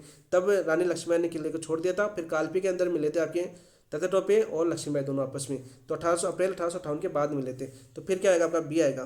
तो बी इसमें आ रहा है, इसमें सी आ रहा है, तो ये कैंसिल हो जाएगा। तो ऑप्शन नंबर 1 आपका राइट आंसर हो जाएगा। तो कालपी का नाम सुनते हैं आपको संघ याद आना चाहिए आपको। ठीक है, अंतिम अभियान कालपी। ठीक है, मृत्यु कहाँ पर हुई थी? कालपी के अंदर। ऑप्शन नंबर 1 आपका राइट आंसर हो जाएगा, ए बी सी डी। तो बहुत ही अच्छा क्वेश्चन था, सोचने वाला क्वेश्चन था, लेकिन ऑप्शन आराम से कट रहे थे, तो ये क्वेश्चन आपका गलत नहीं होगा, क्योंकि 2 ऑप्शन आपके सीधे जा रहे थे। तीसरे ऑप्शन में आपके 65% सही हो रहे हैं, तो आपको तुक्का भी लगाना है इस क्वेश्चन में, छोड़ना नहीं है इस क्वेश्चन को। यदि आपको ये चीज़ें नहीं मालूम है तो आपको इस क्वेश्चन में तुक्का लगाना जरूरी था। नेक्स्ट क्वेश्चन की बात करते हैं, क्वेश्चन नंबर 40। 7-8 क्वेश्चन और है, वो कर लेते हैं। काफ़ी लंबी हो गई, समझाने में थोड़ा टाइम लिया हमने, लेकिन समझना जरूरी था। 1857 की क्रांति के दौरान तात्याटोपे ने किस प्रकार का युद्ध लड़कर अंग्रेजों को लंबे समय तक परेशान किया? तो दोस्तों समुद्री युद्ध, छापामार युद्ध, किलेबंदी युद्ध या स्थायी मोर्चाबंदी? तो राइट आंसर हो जाएगा दोस्तों आपके छापामार युद्ध, ऑप्शन नंबर 2 आपका राइट आंसर। नेक्स्ट क्वेश्चन की बात करते हैं दोस्तों आपका, मध्य प्रदेश के मंडला क्षेत्र में अंग्रेजों के खिलाफ नेतृत्व करने वाली तथा खेड़ी की लड़ाई में अंग्रेजों को पराजित करने वाली रानी कौन थी? और ये अभी वर्तमान में पूछा गया क्वेश्चन आपका, मोस्ट इंपोर्टेंट क्वेश्चन है। रानी लक्ष्मीबाई नहीं थी दोस्तों आपकी, बेगम हजरत महल नहीं थी, अवंतीबाई लोधी थी, लोधी। ऑप्शन नंबर 3 आपका राइट आंसर जगह, क्या जगह? ऑप्शन नंबर 3 मांडला क्षेत्र की थी। मांडला क्षेत्र कहाँ पर पड़ता है आपका? एमपी के अंदर। ये क्वेश्चन भी आपका पूछा जा चुका है। मध्य प्रदेश के मांडला क्षेत्र में अंग्रेजों के खिलाफ नेतृत्व करने वाली तथा खेड़ी की लड़ाई में अंग्रेजों को पराजित करने वाली कौन थी? अवंतीबाई लोधी थी। ऑप्शन नंबर 3 आपका राइट आंसर हो जाएगा। रानी लक्ष्मीबाई की बात करें तो इसे महल परी कहा जाता है आपका, महल परी। और बेगम हजरत महल की बात करें तो इसको कहा जाता है आपका महक परी। क्या कहा जाता है आपका? महक परी कहा जाता है। ऑप्शन नंबर 3 आपका राइट आंसर हो जाएगा। नेक्स्ट क्वेश्चन की बात करें, question number 42। Kesari governor general ने नवाब वाजिद अली शाह पर कुशासन का आरोप लगाकर 13 फरवरी 1856 को अवध को अंग्रेजी राज्य में मिला लिया। मैंने पीछे आपको बताया था अवध वाला क्वेश्चन। तो राइट आंसर क्या हो जाएगा? Lord Curzon, Lord Dalhousie, Lord Canning, Lord Hardinge. तो राइट आंसर क्या हो गया दोस्तों आपका? लॉर्ड डलहौजी। ऑप्शन नंबर 2 आपका राइट आंसर हो जाएगा। क्या हो जाएगा दोस्तों आपका? ऑप्शन नंबर 2 आपका राइट आंसर हो जाएगा। सीधा क्वेश्चन पूछा जाता है आपका, राजा कौन थे यहाँ के? वाजिद अली शाह थे। ठीक है दोस्तों, वाजिद अली शाह थे। सीधा क्वेश्चन आपको पूछा जाता है। और ये अधिकार किसने किया था? 13 फरवरी 1856 को अधिकार किसने किया था? आपकी अधिकार करने वाली सेना का नेतृत्व है। पीछे बता चुका हूँ, लेकिन एक बार फिर से बता देता हूँ ताकि आपका रिविजन हो जाए। तो वो कौन था? वो दोस्तों आपका, वो था आपका आउटरम। कौन था आपका? आउटरम था। सीधा क्वेश्चन आपका पूछ लिया जाता है दोस्तों। और आपके 1857 क्रांति में सर्वाधिक सैनिक भाग लिए थे, वो कौन थे? आपके अवध के सैनिकों ने भाग लिया था। ऑप्शन नंबर 2 आपका राइट आंसर। आप देखो बात करते हैं अवध के विलय और नवाब वाजिब अली शाह के निष्कासन के संदर्भ में निम्न कथनों पर विचार कीजिए। विचार करते हैं। नवाब वाजिद अली शाह को गद्दी से हटाकर कलकत्ता निर्वासित किया गया। कहाँ पर निर्वासित किया गया? आपका कलकत्ता निर्वासित किया गया। ऑप्शन नंबर 1 आपका बिल्कुल सत्य है। तो नवाब वाजिद अली शाह को गद्दी से हटाकर कलकत्ता निर्वासित किया गया। कहाँ पर निर्वासित किया गया? आपका कलकत्ता निर्वासित किया गया। बिल्कुल। ये क्वेश्चन में पूछा जा चुका है कि नवाब जो आपके वाजिद अली शाह थे उनको कहाँ पर निर्वासित किया गया था? आपका कलकत्ता के अंदर। तो ये क्वेश्चन सीधा भी आपके एग्जाम में पूछा जा चुका है। नवाब के लखनऊ से विदा होने पर बड़ी संख्या में लोग शोक करते हुए कानपुर तक उनके साथ आए थे। बहुत अच्छा क्वेश्चन है कि नवाब के लखनऊ से विदा हो रहे थे, कलकत्ता जा रहे थे, तो लोग शोक करते हुए कानपुर तक उनके साथ आए थे उनको विदा करने के लिए। नवाब के निष्कासन से अवध की जनता को गहरा दुख और अपमान की भावना उत्पन्न हुई। बिल्कुल राइट। नवाब के जो निष्कासन यानी जो कुशासन का आरोप लगाकर उन्हें निष्कासित किया गया था, तो वहाँ की जनता है वो गहरा दुख और अपमान की भावना उत्पन्न हुई। बिल्कुल राइट। अवध को बंगाल आर्मी की पौधशाला कहा जाता है। बिल्कुल राइट। अवध को क्या कहा जाता है? आपके बंगाल आर्मी की पौधशाला कहा जाता है। बिल्कुल राइट। ये क्वेश्चन आपका बहुत बार पूछा जा चुका है, तो बहुत ही अच्छा क्वेश्चन है, उच्च स्तरीय क्वेश्चन है आपका, इंपॉर्टेंट क्वेश्चन। तो उपरोक्त में से कौन से कथन सही है? तो दोस्त सभी कथन सही है आपके। तो ए बी सी डी आपका राइट आंसर हो जाएगा। Option number 4। सारे के सारे क्वेश्चन आपको यहाँ पर कवर होते हैं। 2-3 क्वेश्चन आपको यहाँ पर बार बार सिद्ध भी पूछे जा चुके हैं। ये क्वेश्चन पूछा जा चुका है कि अवध की जो जनता है वो कहाँ तक उन्हें छोड़ने आई थी? तो कानपुर तक। कहाँ तक छोड़ने आई थी उनको? कानपुर तक छोड़ने आई थी। क्वेश्चन भी आपका एग्जाम में पूछा जा चुका है। नेक्स्ट क्वेश्चन की बात करते हैं दोस्तों, क्वेश्चन नंबर 44। 1857 के विद्रोह से पूर्व सैनिक असंतोष के संदर्भ में निम्न कथनों पर विचार कीजिए। पूर्व असंतोष के संदर्भ में हमें सैनिक विद्रोह के बारे में बात करनी है दोस्तों। 7वीं अवध इरेगुलर कैवेलरी ने चर्बी वाले कारतूस का प्रयोग करने से इनकार किया। बिल्कुल राइट। इस निर्णय की सूचना 48वीं नेटिव इन्फेंट्री को दी गई। कौन सी? 48वीं नेटिव इन्फेंट्री को दी गई। बिल्कुल राइट। इस इनकार का कारण धार्मिक आस्था की रक्षा बताया गया। बिल्कुल राइट। क्योंकि गाय चर्बी गाय की बनती थी, ठीक है, तो इसलिए उन्हें धार्मिक आस्था का रक्षा बताया गया। बिल्कुल राइट। कौन से कथन सही है? तो तीनों सही है। तो ऑप्शन नंबर 3 आपका राइट आंसर हो जाएगा। बहुत ही अच्छा क्वेश्चन पूछा गया दोस्तों। और ये चर्बी वाले कारतूस जो 7वीं अवध इरेगुलर कैवेलरी ने चर्बी वाले कारतूस से इनकार कब किया था दोस्तों? आपके मई 1857 में। मई 1857 में मना किया था इन्होंने। ये क्वेश्चन भी आपका पूछा जा चुका है।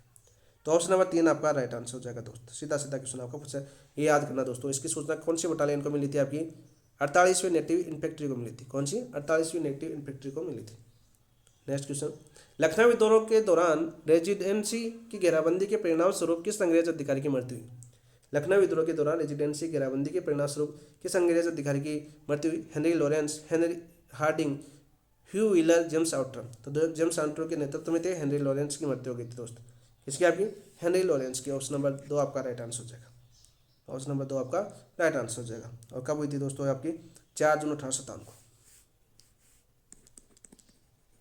4 जून 1857 की बात। नेक्स्ट क्वेश्चन की बात करते हैं दोस्तों। नेक्स्ट क्वेश्चन क्या है? 2 क्वेश्चन और बचे हैं। अवध में विद्रोह के राजनीतिक नेतृत्व के संदर्भ में निम्न कथनों पर विचार कीजिए। नवाब वाजिद अली शाह के पुत्र बेजिस कदर को नया नवाब घोषित किया गया। किसको किया गया? आपका बेजिस कदर को।